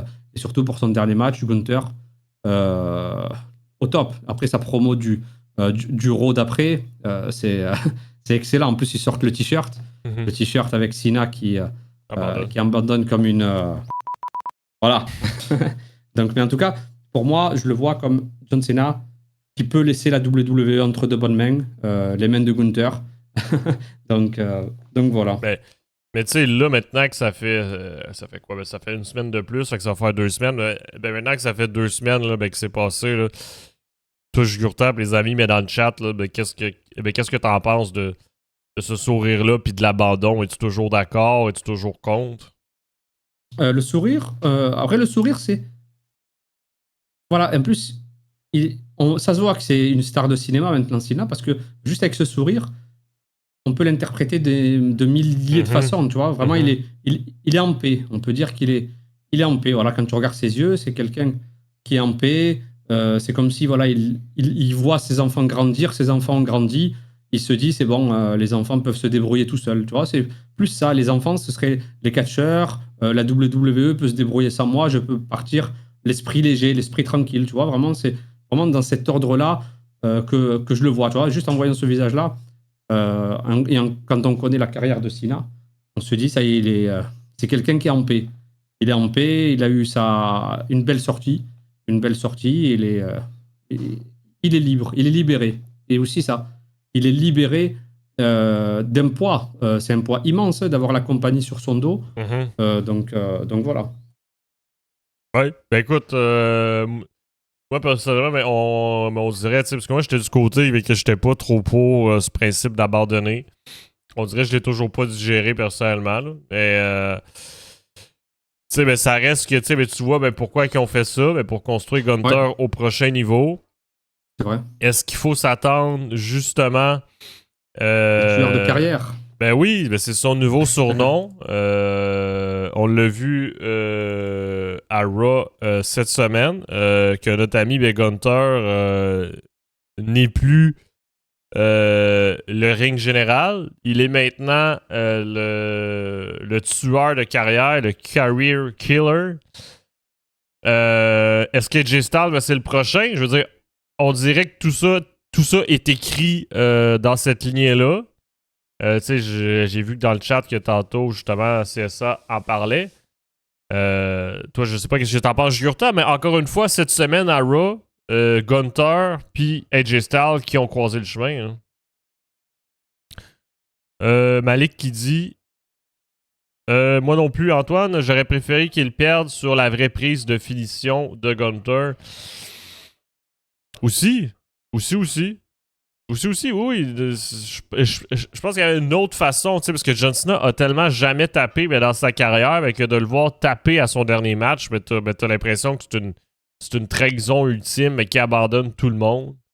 Puis le Ghosted ID qui dit non, pas AJ Styles, portez pas malheur. Mais tu sais, comme je disais, Jurta, ça fait 2 semaines de suite qu'on voit Gunther croiser AJ Styles dans les coulisses. Pour moi, j'ai l'impression que c'est clair et net qu'on se dirige là-dessus. Là. Je veux dire, je peux pas croire. Et peut-être au Royal Rumble. Au Royal Rumble, Gunther va peut-être se faire éliminer par AJ Styles, ou peut-être AJ Styles va se faire éliminer par Gunther, et AJ Styles voudra sa revanche à tout prix. Donc ça peut être dans les deux sens. En tout cas, le Royal Rumble, de base, ça prépare les futures rivalités de WrestleMania, tu vois, avec des stare-down, avec des éliminations. Donc, en tout cas, moi, j'aimerais bien. Après, si c'est le dernier adversaire de AJ, pourquoi pas? Moi, j'aurais bien aimé Kenny Omega, mais pourquoi pas après? Il Ouais, va ça, peut-être ça serait revenir. pour après, oui. Et oui, c'est comme. C'est Jim Ross qui veut remonter sur le ring, Antoine? Non, non, c'est Jerry Lawler. Jerry Lawler, pardon. Jim Ross, c'est celui pour se faire casser la gueule. Jerry Lawler, pardon. Tu sais, parce que là, ben, vu qu'il s'appelle en plus présentement, tu sais, parce que son nouveau surnom, Ouais, le tueur de carrière, tu sais, je pense que c'est clair et net, mais qu'il va en ajouter d'autres à son palmarès. retraités. C'est ça, exact. Oui. Tu sais, puis Il y a Randy Orton peut-être aussi. Et Lesnar. Randy Orton, Lesnar. ben c'est ça. Tu sais, tu sais, je veux dire, ben là, on pense Rey directement Mysterio. à AJ Styles, mais parce que théoriquement, c'est le prochain à prendre sa retraite. Ouais. Après Lesnar. Lesnar, logiquement, l'été. Exact. C'est des rumeurs qui sont sorties. Exact, Donc, exact. Ben pourquoi pas. oui, tu sais, ben Brock Lesnar, ben, ça se pourrait que ça soit pour le SummerSlam au À Minnesota. Minneapolis. Ouais, en 2026. Vu que c'est chez lui. Donc peut-être. Je pense qu'on n'aura pas le choix de s'y faire avec Ghosted ID. Malik qui demande si on a vu les leaks concernant le Royal Rumble. Ben non, je les ai pas vus, là, mais je sais pas si tu as le lien. Mais habituellement, ben, les leaks sur le Royal Rumble, ben, c'est toujours des fausses images que les gens aiment faire en faisant une fausse liste de noms puis disant que c'est le script officiel. Puis là, les gens partagent ça. Là. Je veux dire, personne n'a cette liste de noms présentement. Là. Il faut se le dire. Il y a Ghosted ID qui dit que Gunter qui bat Lesnar, même si c'est des scénarios, c'est impossible. Ben, ben moi aussi, j'ai l'impression que c'est impossible. Tu sais, mais je me disais que c'était peut-être aussi impossible de battre John Cena, mais il l'a fait. Fait que c'est pour ça que je me dis, bon, ben, peut-être qu'il va le faire aussi pour tous les autres. Puis oui, gentil, mais c'est le nouveau Legend Killer. Mais le nom, aujourd'hui, c'est le tueur de carrière. Tu sais, je veux dire, ils ont vraiment laissé le nom à Randy Orton. Puis pour Gunter, ils ont créé ce nom-là personnalisé. Rimbo, l'image floue des entrants du Royal Rumble, c'est un running gag, mais oui, un peu. Un peu, oui, à chaque année, c'est un peu ça. C'est un peu ça. Mais cette semaine, la promo à Rod Gunter, justement, a continué dans cette lignée-là, ben, qui a battu John Cena. Puis encore une fois, se moquer de John Cena. Je veux dire, vous l'avez sur l'image du live présentement où est-ce qu'il fait le You Can See Me. Donc une deuxième semaine un peu à se moquer de tout le monde. Donc oui, ils nous ont teasé AJ Styles, mais ils nous ont aussi teasé CM Punk. Là. Ça reste qu'il y a eu un face-à-face Gunter CM Punk. Là.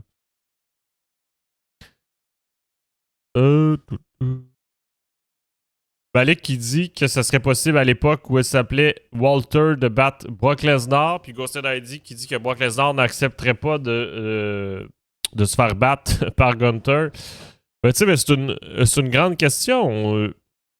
Je veux dire, j'ai l'impression que depuis les dernières années, que Brock Lesnar a plus un lâcher-prise sur qu'est-ce qui se produit pour lui, mais que s'il peut perdre, ben, il trouve ça correct. Puis il passe par-dessus de mettre des noms en avant. Moi, j'ai encore l'image quand Brock Lesnar avait mis à l'avant Drew McIntyre. Je veux dire, tu te dis que c'est encore possible qu'il refasse ça. Surtout pour partir. J'ai l'impression que Brock Lesnar aussi, il pourrait un peu partir en paix comme John Cena avec un lâcher-prise. Il est temps qu'il dit. Par contre, John Cena n'a jamais dit I quit. Il a battu JBL à Judgment Day, Orton à Breaking Point, Batista over the limit, The Miz over the limit, Rusev en 2015. Écoute, je connais pas la stats, mais je présume que tu as raison. Je présume que tu as fait tes recherches, Vegeta. Tu fais toujours tes recherches, donc je présume que tu les as encore faites aujourd'hui. Ben oui, mais ça se peut. Ça se peut.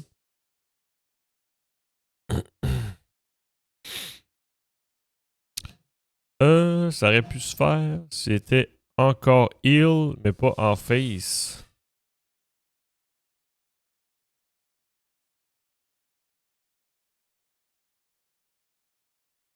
Dans le sens d'abandonner, Malik? Ouais. Ouais, ben tu sais, c'est sûr mais qu'il n'a pas prononcé les mots I quit, mais tu sais, mais ça reste que que de taper, ça représente exactement la même chose, puis c'est ça, qu'on a vécu quand même pour son dernier match. Parce que je pense que tout ça, c'est à surveiller. Le Raw de la semaine prochaine, mais le 29 décembre, va être de retour en direct. Donc justement, ça va permettre de voir qu'est-ce que Gunther va nous offrir. Je veux dire, vu que le show revient en live, peut-être que Gunther va passer au prochain niveau, puis un peu nous arriver avec un nouveau discours, puis pas toujours répéter la même chose qu'il nous a répété depuis les 2 dernières semaines au sujet de John Cena. Donc on verra.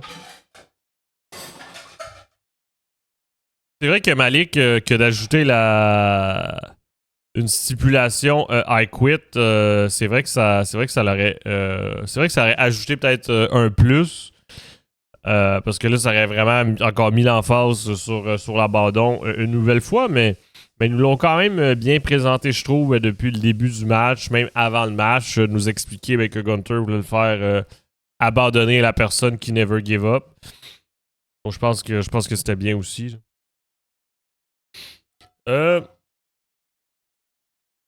Sinon, les amis, je présume que tout le monde a regardé Raw cette semaine. Je sais pas si vous avez vu le premier match de retour de Austin Theory, alias l'homme masqué. Donc, il faut revenir à Raw il y a une semaine où est-ce que on savait enfin que Austin Theory était l'homme masqué. Donc, il avait retiré sa cagoule pour dévoiler que c'était lui. Lundi dernier, à Raw, le 22 décembre, notre ami, le show de Raw commence. Austin Theory arrête. En fait, il y a Grip de Vision qui rentre dans la salle. Il dit à Paul Heyman, « Hey, je veux être dans votre équipe pour faire face à CM Punk et Rey Mysterio en fin de show, en disant que lui aussi, il partage la même vision du groupe, puis qu'il veut la même chose qu'eux.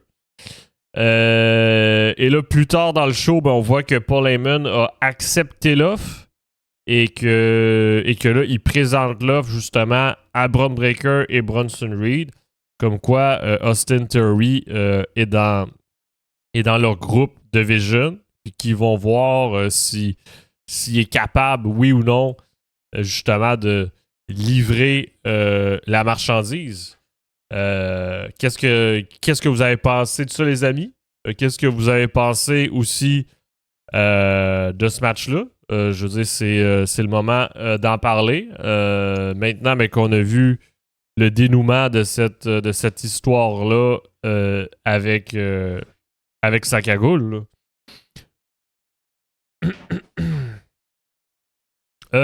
076 qui dit « J'espère que Theory va être enfin mis à l'avant. » Mais je rejoins Malik là, que pour l'instant, ça a l'air d'être bien construit.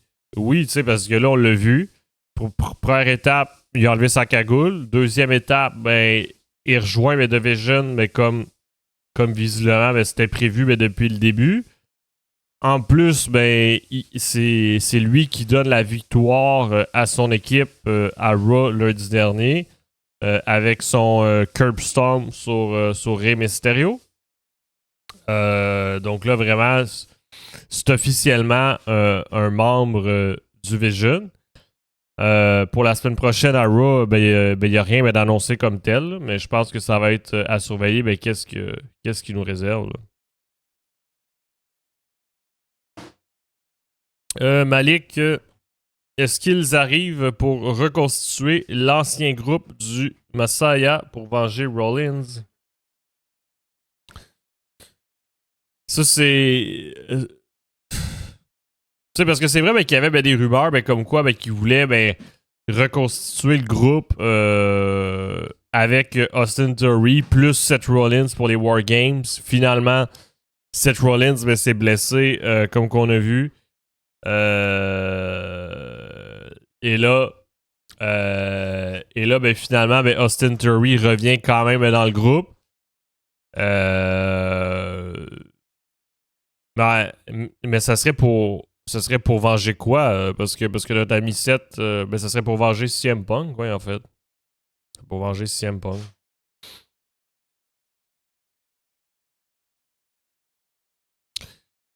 Le gentil qui dit il a un look à la Seth Rollins aussi.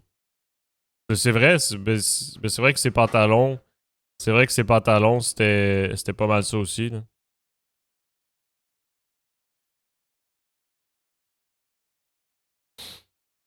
Ghosted ID qui nous a envoyé une petite vidéo Ouais. sur Gunter. On ira voir ça.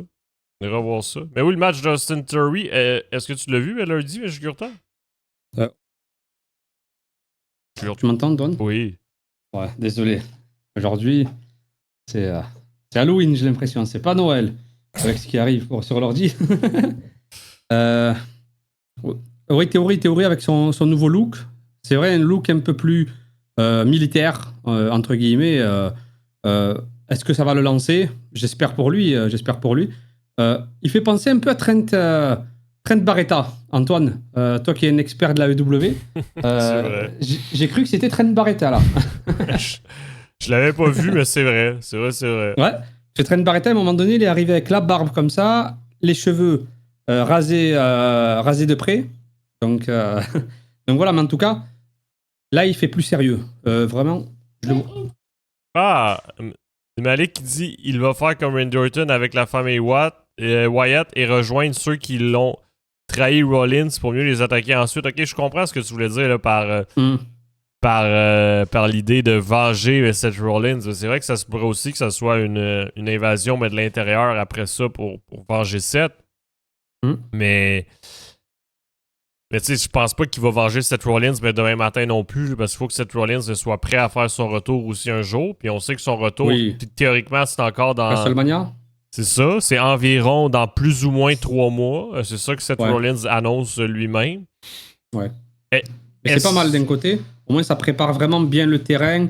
Et théorie, il faut qu'il s'adapte à ce nouveau groupe, parce que pour l'instant, voilà, il a juste fait une apparition. L'apparition, on en avait parlé lors du live précédemment. Il a été un peu overshadow, comme on dit, il a été éclipsé par le fait qu'il s'éloigne. Il s'éloigne exprès pour, que Braun Breaker fasse son spear à Punk, mais c'était pas une bonne stratégie, je trouve, pour le distraire. Il s'est trop éloigné, donc au final, les projecteurs n'étaient pas braqués sur lui, alors qu'il vient de faire un retour. C'est lui qui attaque les personnes depuis quelques semaines. Donc voilà, c'est vrai qu'on est resté un peu sur notre fin par rapport à ça. Et là, à voir pour théorie. Donc, en tout cas, c'est une fin d'année pour lui qui va peut-être lancer un nouveau chapitre en 2026, parce que théorie, c'est à chaque fois des rendez-vous manqués. Il n'a pas eu de chance dans son cheminement avec Vince qui n'est plus là. Triple H qui l'a mis, on va dire, entre guillemets, au placard. Avec son pour certaines raisons. C'est ça, donc avec le cash-in raté, avec beaucoup de choses. Donc là, Triple H le ramène. Et on va voir ce qu'il va faire en 2026. En tout cas, on a toujours dit physiquement, in-ring, au top. Jeune de la Evolve, précoce. Donc voilà. On va voir ce que lui réserve 2026. Le pire, c'est que moi, j'avais zéro vu la théorie que Malik puis Rembo parle. J'y avais jamais pensé personnellement, mais que c'était peut-être une infiltration pour venger Seth Rollins. Bon, Toi, tu y avais pensé? Ou... Parce que moi, j'avais zéro vu ça comme ça. Je sais pas si c'est moi le con. Non, pareil, moi aussi, j'ai pas du tout pensé. Pourquoi pas, c'est vrai, ils peuvent faire ça, mais bon, après, personnellement, je vois pas. Non, mais après ça fait du sens. Je trouve que ça fait du sens quand même. Je trouve que c'est une bonne idée. Là. comme dit, ben, le gentil, ben, le duo avec Grayson Waller, ben, ne l'a pas Ouais. aidé non plus. Là. Puis là, en plus, ben, les deux sont à Monday Night Raw. Ben, Grayson Waller puis Austin Theory. Puis je présume qu'ils vont faire comme s'ils n'ont jamais existé ensemble. Tu sais, je veux dire, on n'a pas eu la fin de la séparation de ce duo-là, là, mais si je me trompe pas. Là. J'ai pas le souvenir, ouais. J'ai pas le souvenir qu'il y ait eu. Après, il y a eu des petites tensions, ça oui, entre les deux. Ouais, mais Mais c'était. une vraie trahison, non, j'ai pas vu C'est ça, une ben, vraie séparation. c'est ça, ben, c'était juste Grayson Waller qui dit bon, ben moi je rejoins le New Day, puis je passe à autre chose. Ben, c'était pendant qu'Austin Theory était blessé, tu sais, donc on savait pas si c'était juste en attendant un retour de blessure ou non. C'est vrai. Ben, écoute, encore une fois, ben, Monday Night Raw va être en direct la semaine prochaine. Donc là, ça va permettre vraiment de voir la suite de cette histoire-là. Est-ce que Austin Theory est vraiment dans le groupe? Je pense que ça va se confirmer lundi prochain. En tout cas, ben, j'ai hâte de voir la suite de cette histoire-là, personnellement. 076 qui dit que Waller est... Pourquoi Grayson Waller est avec le New Day? Je sais même plus pourquoi. Est-ce que quelqu'un s'en rappelle? Jurda ou dans le chat? Ouais, je m'en souviens pas trop, mais après, je pense, en gros, c'est pour leur dire... C'était juste pour remplacer Piggy un peu. C'était... Ouais, c'est surtout pour ça. En gros, c'est vraiment... Il est là pour apporter un plus au groupe, voilà, pour faire le nombre, quoi. Comme l'a dit Antoine, Biggie n'est plus là, donc le New Day, ça a toujours été un trio de base. Donc voilà, Waller, après, il a été placé là comme ça. Ça fait penser un peu à MJF avec leur business à la EW. Ouais, donc, mais ça, au moins, ça avait été expliqué. Je veux dire, ça avait été teasé pendant longtemps. Je sais pas si tu t'en rappelles, là, MJF qui leur payait des femmes, qui leur payait des voitures, qui leur payait des montres. C'est plus la fin qui a été abrupte. Ouais. On savait que c'était plus Lashley ou MVP qui voulaient pas travailler avec MJF. Mais bon, après, ils en ont joué par la suite. J'ai bien aimé quand ils en ont joué, le fait qu'il y avait des rumeurs qui étaient sorties sur ça, comme quoi c'était MVP qui voulait pas d'MJF. Et après, ils en ont bien joué. Mais voilà, après, Waller, fulgurant du côté d'NXT, là, voilà, il est dans sa période, entre guillemets, où il stagne. Donc 2026, j'espère que ce sera bon pour lui, parce que c'est un bon catcheur, il a un bon... c'est pas le plus exceptionnel niveau in-ring, il est bon, au micro il est bon aussi. J'aimais bien son Grayson Waller effect, tu vois, un peu comme le Miz. Il aurait pu être un successeur au Miz, je trouve. Oui. Grayson Waller. Non, mais tout le monde disait ça à NXT. Ouais, c'était ça que tout le monde disait ça, ouais, le futur Miz. Et au final, là, il se perd un peu. Après, il y a des catcheurs qui se perdent comme ça. Eh ben, c'est un principal, c'est compliqué. Ouais, mais ce qui est fou, c'est que le Miz, il s'est jamais perdu. Enfin, si, il s'était déjà perdu, le Miz. Souvenez-vous, il faisait équipe avec R-Truth, tout ça. Donc au final, c'est... Non, mais tu peux pas rester... c'est d'avoir ton antenne. Tu peux pas rester au sommet, mais tout le temps. Je veux dire, mais même John Cena a eu des hauts puis des bas. Là, je veux dire, il y a eu des moments qui se faisaient détester au point que personne ne voulait le voir. Là, je veux dire, c'est ah oui, demande à Alex Riley. Ben oui. Ah oui.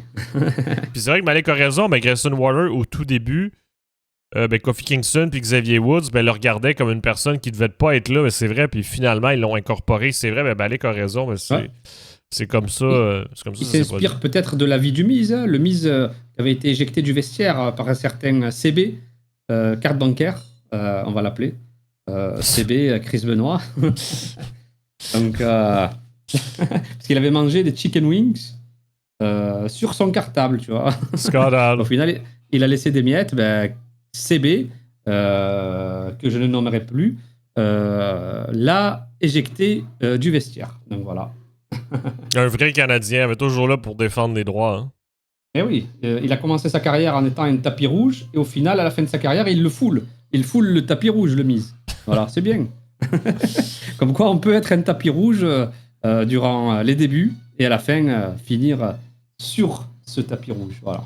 Wow, c'est pas... en plus, en parlant de rouge, c'est la période de Noël, donc un beau bonnet, comme celui d'Antoine. Voilà, c'est magnifique. Regardez, Antoine, il nous a mis le magnifique sapin, le bonnet, c'est magnifique. En plus, le petit t-shirt Luchador. Le budget a été explosé, c'est pour ça qu'on ne pouvait pas payer Mathias aujourd'hui pour être là. C'est parce que Ah oui, on s'est dit, soit le décor, soit Mathias. C'est ça, exact. Le choix était vite fait. Exact. Vous le voyez. exact. Puis oui, mais comme dit Gentil, mais Demise a toujours été un très bon soldat pour la compagnie. Je veux dire, ben, on le voyait sur les écrans des shows, mais on le voyait aussi partout, ben, que ce soit sur les shows de télé-réalité, que ce soit que les plateaux médiatiques, il était partout. C'est vrai. D'ailleurs, ben, juste pour conclure, ben, sur Raw, ben, la semaine prochaine, pour Raw, ben, qui revient en direct, on a 2 matchs de titre. On a Stéphanie Vaquer qui va défendre son championnat féminin face à Nikki Bella et Raquel Rodriguez. Et on a le duo de AJ Lee qui vont défendre les titres par équipe contre les Usos. Bon. Et Breaker aussi? Ou c'est pas cette semaine-là? Ça, c'est pour la première de Raw sur Netflix le 5 janvier. Ah, d'accord, ok. Ça, là, tu parles la semaine d'après? Ouais. D'accord, ok. Mais je pense que le match féminin, ben, c'est la suite de la storyline avec Stéphanie Vaquer. Ben, c'est bien correct. Mais le match par équipe pour les Usos, je veux dire, ben, ça, c'est un peu bon. Ça, c'est un peu classique WWE. Je veux dire, ben, les Usos, ils viennent de faire leur retour. Ça fait 1 semaine. Ils leur donnent un match de titre le lendemain. Bon, ok. Ah, c'est vrai. Non, alors que tu as une multitude d'équipes qu'on ne voit plus. Ben oui, tu sais. Les Vikings. C'est les Viking Riders. Exact. Tu sais, je pense que les Usos auraient pu encore gagner 2-3 matchs avant d'avoir un match de titre. Tu sais, que ce soit contre les Viking Warders, que ce soit contre les Creed Brothers. Ben oui. Ben oui, mais Ghosted ID, il n'y avait pas de budget pour le son. Hein? Montesford, on le voit plus. Ben il est à SmackDown? Ouais, à SmackDown. Ah, ouais. Ils sont plus à SmackDown, les catcheurs par équipe, qu'à Raw. À Raw, ouais, c'est un peu plus... Ils sont un peu plus effacés. Ils sont moins mémorables, hein, les équipes. Ouais, ben tu sais, SmackDown qui passe à un format de 3 heures dès le mois de janvier. Tu sais, donc peut-être qu'il va y avoir des petits changements de roster, des petits ajustements. Il y a eu des ajustements au niveau des commentateurs, Antoine. On n'a pas parlé. Ouais, ça aussi, on pourra en parler. Mais juste avant, ben, Crimsco qui demande on connaît quelques participants du Royal Rumble officiellement. La réponse est non. Personne s'est encore déclaré dans le Royal Rumble match. Ouais, peut-être au Raw de la rentrée.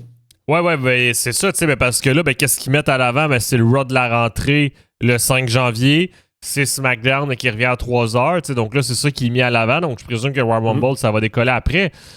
Mais tu sais, je trouve qu'il y a peut-être un peu trop de show aussi, parce que le week-end avant du Royal Rumble, ben, qu'est-ce qu'il y a? Ben, c'est Saturday Night Main Event à Montréal. Ben, il y a ça aussi à teaser. Là, je veux dire, c'est le bordel complet. Là, il faut qu'ils nous teasent le Royal Rumble, puis en même temps, ben, Saturday Night Main Event. Là. On va voir comment ça va. Puis oui, Malik, le Raw Stranger Things, on a parlé un peu plus tôt. J'ai hâte de voir qu'est-ce que ça va nous réserver. Ouais. Puis oui, ben, les nouveaux commentateurs que tu voulais nous parler, parlons-en. Ouais, les nouveaux commentateurs, donc en fait, ils sont pas allés chercher bien loin, hein, ils sont juste switché les teams. Il y a la team de Raw qui va à SmackDown. Ouais, la team SmackDown qui va à Raw. C'est ça, donc Michael Cole et Corey Graves qui font leur retour à Monday Night Raw dès le 5 janvier et Joe Tessitore et Wade Barrett qui retournent à SmackDown dès le 2 janvier. Mais pour ceux qui se posent la question, là, ben, c'est le changement annuel. Je veux dire, ben, je sais pas si tu t'en rappelles, mais au mois de janvier 2025, c'était la même chose. C'est parce que notre ami Joe Tessitore est aussi un commentateur sportif pour d'autres sports, incluant le football américain collégial. Et quand c'était la saison, ben, la saison elle vient de se terminer, mais Joe Tessitore doit commenter le vendredi soir le football américain, ou très souvent le vendredi soir. Donc, ça faisait en sorte que quand c'est le moment des parties de football collégiales, Joe Tessitore revient à Monday Night Raw, puis quand c'est le mois de janvier, ben, il retourne à SmackDown. Et d'ailleurs, ben, bonsoir à Coral G. Ben, joyeuse fête à toi et tous ceux qui nous rejoignent encore. Ouais, salut. Puis comme dit Malik, ben, le retour de Pat McAfee prochainement aussi, ben, c'est possible parce que Pat McAfee aussi Lui aussi, ouais. il s'absente pendant la saison de football collégial. Parce que Pat McAfee, lui, il y a un talk show d'avant puis d'après-match. Alors que Joe Tessitore, lui, commente pendant les matchs. Donc, par défaut, ça veut aussi dire que Pat McAfee pourrait revenir aussi très prochainement. À l'Arabie, en plus. Ben, le pire, c'était pas. C'était justement au Royal Rumble, l'année passée, qui a fait son retour, justement, pour commenter, exactement. Donc, c'est ça. Donc, c'est très possible, mais tu sais, donc c'est pas un changement parce qu'exemple, Joe Tessitore est pas bon, puis il faut le renvoyer à SmackDown. C'est un changement prévu et calculé d'avance pour les duos des commentateurs anglais.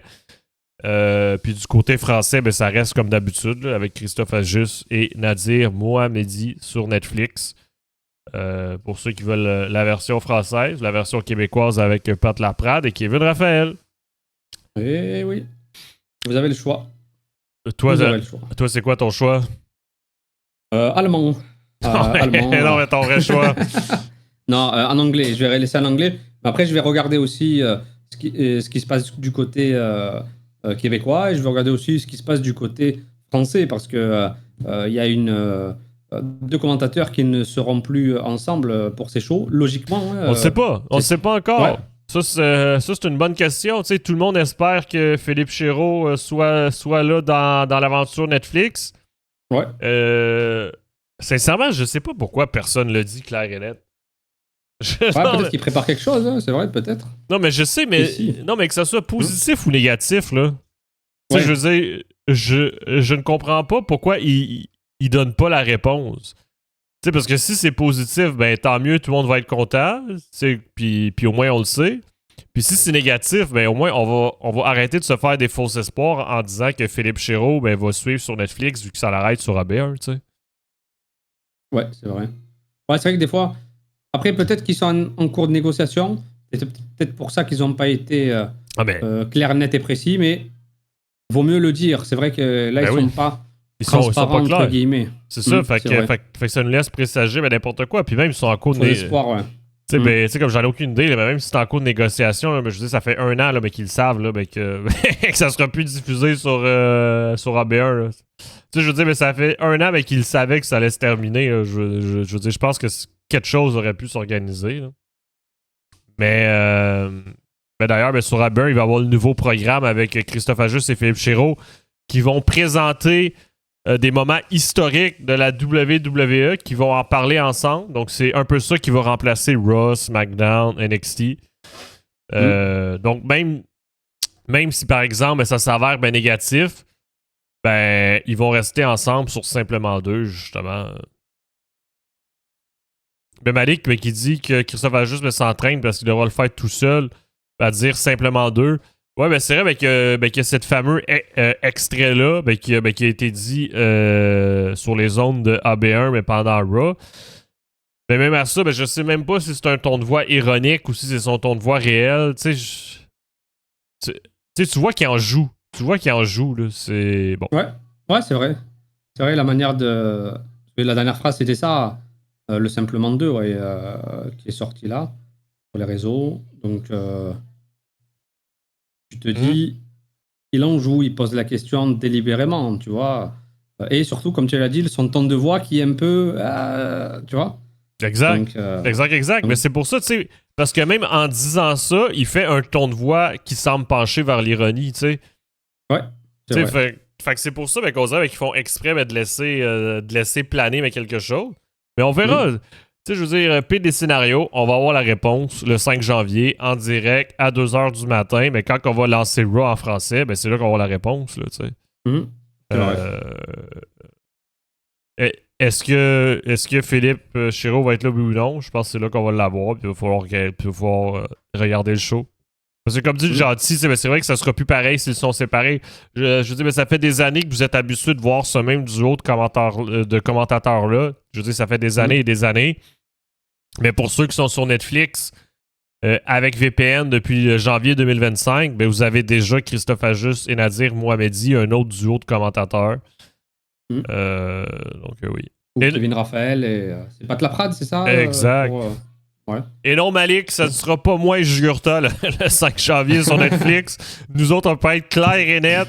Ça il y aura peut-être des lives. Peut-être qu'il y aura des retours de live de temps en temps. Oui, mais ce ne sera pas nous qui va commenter en live sur Netflix. Ben oui, c'est ça. Mais on n'est pas assez vieux. On n'est pas assez vieux. OK. puis comme dit, 076, ça fait 25 ans qu'ils sont ensemble. Fait que je comprends, mais que justement, que ça crée des gens déçus si le 5 janvier 2026, ils sont plus ensemble. Là. Je veux dire, c'est comme nous, mais quand on l'écoutait, la version anglaise, quand ils ont séparé Jerry Lawler puis Jim Ross, ça a fait un petit choc pour tout le monde aussi. Là, c'est le même principe pour vous aussi. Mais là, présentement, il n'y a pas de réponse. Là. Je veux dire, personne parle. Je veux dire, Netflix ne parle pas.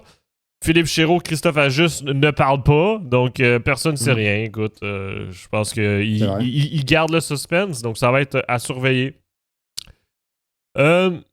Dernier sujet qu'on avait. Puis si les amis, vous avez d'autres sujets qu'on veut qu'on parle, n'hésitez pas à l'écrire dans le chat. Mais l'image, elle est là. Le dernier sujet que je voulais parler, c'était à NXT. À NXT, je sais pas si vous avez regardé le show. Les amis, à NXT, il faut revenir à mardi d'avant. Tu sais, le fameux botch là, de Blake Monroe qui s'était pas dégagé. On en avait parlé ensemble, Jugurta. Puis on s'était dit, mais qu'est-ce que la WWE va faire avec cette histoire-là? Parce que NXT était enregistré dès le lendemain, donc il fallait qu'il trouve une résolution de problème rapidement. Finalement, hier à NXT, on a eu la réponse. Blake Monroe qui s'est pointé en mode dépressive en demandant son rematch. Puis TAL qui a simplement répondu, mais je te le donne à New Year's Evil. Donc ça, c'est le 6 janvier, aussi sur Netflix, en français et en anglais. Donc là, on va avoir le rematch puis une championne définitive. Toi, c'est quoi tu t'attends là-dessus? Je pense qu'elle va... Après, à moins qu'il nous fasse un pied de nez et qu'elle conserve la ceinture et peut-être qu'ils vont envoyer Mariamé dans le main roster. J'avais dit quoi? Mariamé. Mariamé, ouais. C'est la même personne.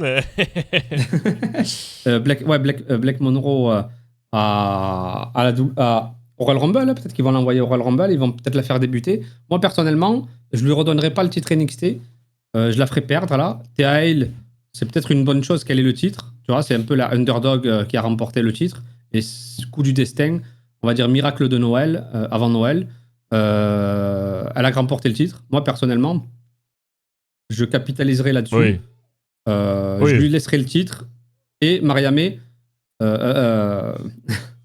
Blake Monroe, je l'enverrai dans le main roster avec des débuts dans le Rumble ou le lendemain du Rumble ou le surlendemain du Rumble. Oui.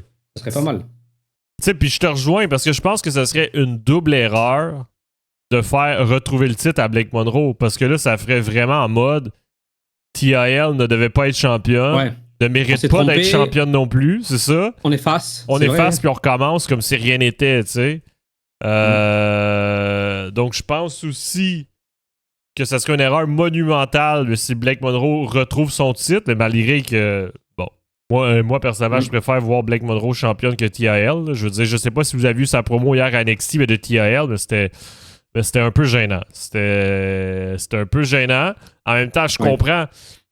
Mettez-vous dans ses chaussures. Tu sais, je veux dire, elle a eu même pas 24 heures pour préparer cette promo-là de dire à quel point c'était important pour elle d'être devenue championne parce que c'est son premier titre en carrière. Là. Faut pas l'oublier. Là. La fille, elle a remporté son premier titre par erreur. Là. C'est quand même assez fou. Là. Donc, puis en plus, elle brise le record d'être la championne nord-américaine la plus jeune de l'histoire. J'imagine. Ouais. donc, ce fail-là a apporté 2 faits marquants dans le palmarès. Donc, je pense qu'ils doivent rester avec ça. Là. Je pense qu'ils n'ont pas le choix d'y rester. Et c'est vrai que pour la promo, Mariamel aurait pu appuyer sur le fait sans le dire. Hein, parce que elle a appuyé. Elle a appuyé? Comme quoi, c'était une erreur. Oui. Mais tu sais, elle s'est pointée en mode dépressive en disant que c'était la faute de l'arbitre. Oui, oui. Ouais. Donc, quand même, ils l'ont dit. Puis hier, NXT, ben, ils ont joué sur le fait qu'il y avait vraiment un clan. Ça, c'est bien. Il y avait vraiment un clan mais du côté de TAL ben, qui disait que TAL, c'était une victoire méritée. Puis il y avait un clan du côté Blake Monroe ben, qui disait que Blake Monroe s'est fait arnaquer. Tu sais. Ouais. Ouais, ça va, ils en ont joué sans vraiment dire voilà, que c'était une erreur. C'est bien. Après, voilà, moi comme toi, je reste sur le fait que même si c'est le titre nord-américain, hein, oui, ce n'est pas le titre NXT suprême, peut-être qu'ils vont pas l'envoyer dans le main roster, ils vont peut-être l'envoyer pour le titre suprême Blake Monroe par la suite. Mais après, moi personnellement, je l'enverrai dans le main roster parce qu'elle a les qualités pour réussir et surtout, on va oublier un peu NXT parce que je trouve qu'elle a perdu de son aura depuis 100%. qu'elle a quitté la EW. 100%. Puis Malik qui dit s'il y avait une intervention pendant ce match pour démarrer une nouvelle storyline, la seule façon de tout sauver. Ben, c'est sûr que c'est possible aussi. Ben, c'est sûr que si tu mets une intervention dans le match, ben aussi ben, ça justifie, exemple, mais pourquoi Blake Monroe pourrait perdre clean ou pourquoi TIL pourrait perdre aussi. C'est vrai. C'est sûr que ça aussi, c'est une autre façon de sauver les meubles, mais ça va être à surveiller. NXT New Year's Evil. Le 6 janvier, il y a aussi Obafemi qui va défendre son titre contre Leon Slater. Ça, je la comprends toujours pas. Mais écoute, on va vivre avec. Là. Je veux dire, mais c'est un jeune garçon mais de la TNA qui fait 2 fois sa grandeur, mais en plus petit. Bon, écoute. Leon Slater qui évoluait à la Rev Pro avant d'être repéré par la TNA. Et il fait penser un peu à Jevon Evans. Obafemi a battu Jevon Evans. Ben là, ils veulent mettre Slater pareil. Peut-être une intervention de Jevon Evans pour l'aider pendant ce match. Parce que Obafemi, il n'y en a pas beaucoup qui sont de sa taille. Effectivement. Donc, ils sont obligés d'user de techniques et surtout de finishers et de prises à répétition pour terrasser Obafemi. Donc, peut-être qu'ils vont travailler en équipe, Jevon et Leon Slater. Ou peut-être Jevon Evans va coûter, sans le vouloir, le match à Leon Slater. Et peut-être qu'ils vont rentrer les deux en rivalité. Parce qu'il y en a beaucoup qui attendent une rivalité entre les deux, ce serait exceptionnel le match entre les deux catcheurs. Donc pourquoi pas. C'est possible. Mais tout ça, c'est à surveiller, mais je pense que le résultat, il n'y a aucun, suspense. Il n'y a pas de doute. Ça, c'est vrai. Mais en tout cas, la nouvelle année va commencer fort avec les Raw, avec les SmackDown, NXT, Raw, New Year's Evil. Donc on va commencer tambour battant et surtout on va finir l'année. Ce week-end, il y a en plus, ce qui est bien, c'est qu'ils l'ont mis le samedi et pas le dimanche. Donc, on va pouvoir, même si c'est les vacances hein, pour une grande majorité, mais pour ceux qui travaillent, ils pourront regarder World's End avec la EW. Donc, un show qui nous régale parce que on n'en a plus de pay-per-view de fin d'année comme ça à la WWE. Donc, la EW le maintient. Ça permet de clore l'année, clore les storylines, 100%. Ouais, ça, c'est cool. Ça, c'est vraiment une bonne idée de garder ça. Malik qui demande si Jevon Evans n'est pas déjà dans le main roster. Ben, tu sais, ben, présentement, il fait des matchs des fois à Raw, des fois à SmackDown, des fois à NXT, des fois à la AAA. Ben, il est vraiment un peu partout. Oui. Il avait affronté Sami Zayn en plus lors du Open Challenge. Ouais. Mais dès qu'il va se stabiliser quelque part, ben là, ça va permettre de savoir il est dans quelle division comme tel. Ouais. Mais présentement, il serait toujours du côté de NXT, mais il est partout. Ouais. Il est partout. Mais justement, la semaine prochaine à NXT, il va affronter notre ami Ricky Sainz. Parce que pour moi, il peut avoir une trajectoire à la Jeff Hardy, tu vois, Jevon Evans. Même si le nom il se ressemble, dans le sens où il peut aller du côté du titre intercontinental, titre par équipe des États-Unis. Tu vois, dans la mid-card, il va être exceptionnel et peut-être un jour, pourquoi pas, devenir champion du monde. Tu vois, un peu comme Jeff Hardy l'était devenu, c'était la consécration totale, c'était celui qui nous faisait des spots de malade et à la fin, il y a eu la consécration. Donc peut-être qu'il peut avoir une trajectoire comme celle-là. Et les private parties, on n'entend plus parler de... c'est Mark Quinn, Antoine, qui a pris du muscle comme pas possible. Ouais, ben c'est parce que les deux seraient en fin de contrat avec la AEW. Ils sont plus utilisés à la AEW. Donc, il y avait des rumeurs comme quoi que dès que le contrat allait finir, il allait aller à la WWE. Je pense que ça fait du sens parce que vu qu'on les voit plus zéro sur les écrans, c'est à surveiller, mais même chose. 2026, ouais. Même chose pour cette fin d'année, mais l'avenir de Chris Jericho est à surveiller aussi sur Catch News. Le Rumble, attention. C'est vrai. Parce que théoriquement, son contrat avec la AEW se termine d'ici les prochains jours. Donc, ça va permettre aussi d'en savoir plus. Mais de ce côté-là, tu sais, juste le fait de voir, exemple, son profil disparaître du site de la AEW, du roster actif, tu sais, juste là, ça va permettre de voir si notre ami Chris Jericho est encore, oui ou non, sous contrat. En plus, Jericho, sur TikTok, il poste beaucoup de choses en lien avec sa carrière WWE. Tu vois, il poste énormément. Alors qu'à l'époque... il poste les deux, hein. Ouais, mais il poste beaucoup de choses. Mais surtout WWE, ça dernier temps. Après, peut-être parce que j'en ai revu une et on m'en propose plusieurs. Mais c'est vrai qu'il poste beaucoup d'anciens moments de WWE. Mais bon, après, comme tu l'as dit, il poste les deux, donc il essaie peut-être de brouiller un peu les pistes. Oui, les pistes, ouais. Et on s'attend à ce qu'il vienne à la WWE, mais Jericho, le connaissant, lui, même s'il a 56 ans, il se sent encore jeune et surtout, physiquement, il est au top. Il va peut-être se réinventer une nouvelle fois. Il veut revenir à la WWE pour se mesurer à ceux qui sont à les têtes d'affiche, tu vois, les Hangman Page. Souvenez-vous, le premier champion AEW, c'est Jericho.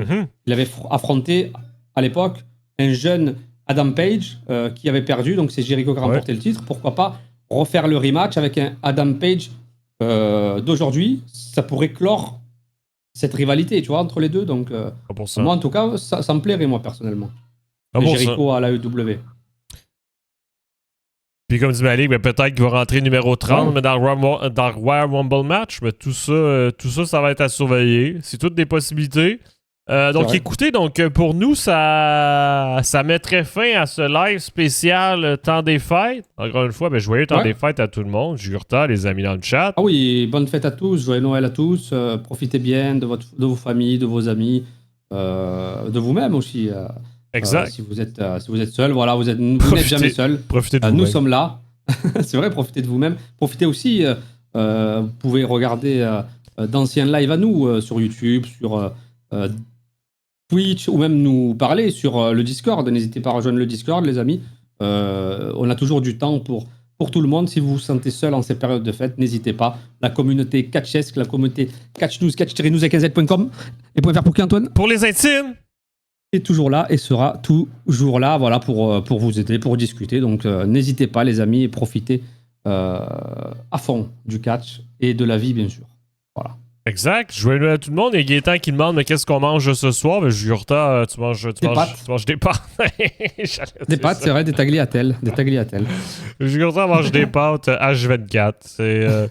Et oui, des pâtes, c'est rare. Donc là, ça faisait longtemps. Et là, je suis désolé pour les points de chaîne. J'ai pas le choix de vous rembourser, les amis. Là, mais j'ai pas les animations. Là, mais Mathias les a. mais moi, je l'ai pas. Mais je vous ai remboursé vos points de chaîne, là, Becoralgi. Gaétan, mais pas de panique. Pas de panique. Donc, et voilà. Donc, si vous voulez le mettre à votre agenda, les amis, mais le prochain live la semaine prochaine, c'est mardi, le 30 décembre, à 18h. Oui, il n'y a pas d'erreur, les amis. C'est le 30, donc cochez-le bien. Donc, ça sera pas mercredi, parce que le 31 décembre, Jurta fait trop la fiesta. Donc, on va éviter de se montrer. Exact. Donc, ça va être une journée avant la nouvelle année. Donc, le mardi, le 30 décembre à 18h ou à midi pour ceux qui ont mon accent. Puis sinon, la replay va être disponible tout au long de la semaine.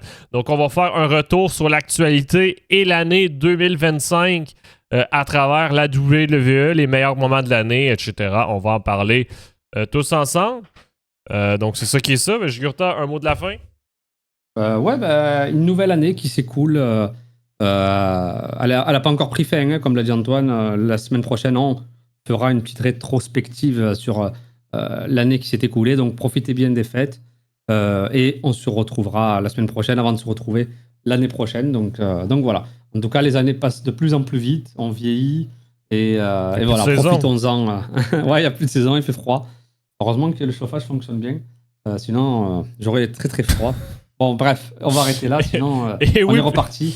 Et oui, pour répondre aux questions, ben, Mathis va être là mardi prochain. Et oui, Wrestle Kingdom, c'est le premier week-end de janvier. La Tout carte à et fait. l'horaire 4 et 5. va être Le sur 5 4 à jours. New Year Dash. Ouais, la carte complète, elle sera fignolée, finalisée aux petits oignons d'ici cette nuit. Et New Year Dash, souvent c'est un show un peu surprise. Donc pour l'instant, il y a un seul match annoncé. Logiquement, le vainqueur de la World Tag League Il est a un reparti. match à Wrestle Kingdom. Et là, ils ont mis New Year Dash. Donc on en parlera la semaine prochaine. Je préparerai quelque chose pour bien vous préparer à Wrestle Kingdom. Donc voilà, n'hésitez pas. Le catch ne s'arrête jamais sur catch-news.com et vous pouvez faire Poucaton. Pour les intimes, Et profitez bien des fêtes. sur ça, c'est ça qui est ça. Merci tout le monde. Joyeux Noël. Catch you mardi prochain. Ça part! On est code. Lâchez-vous!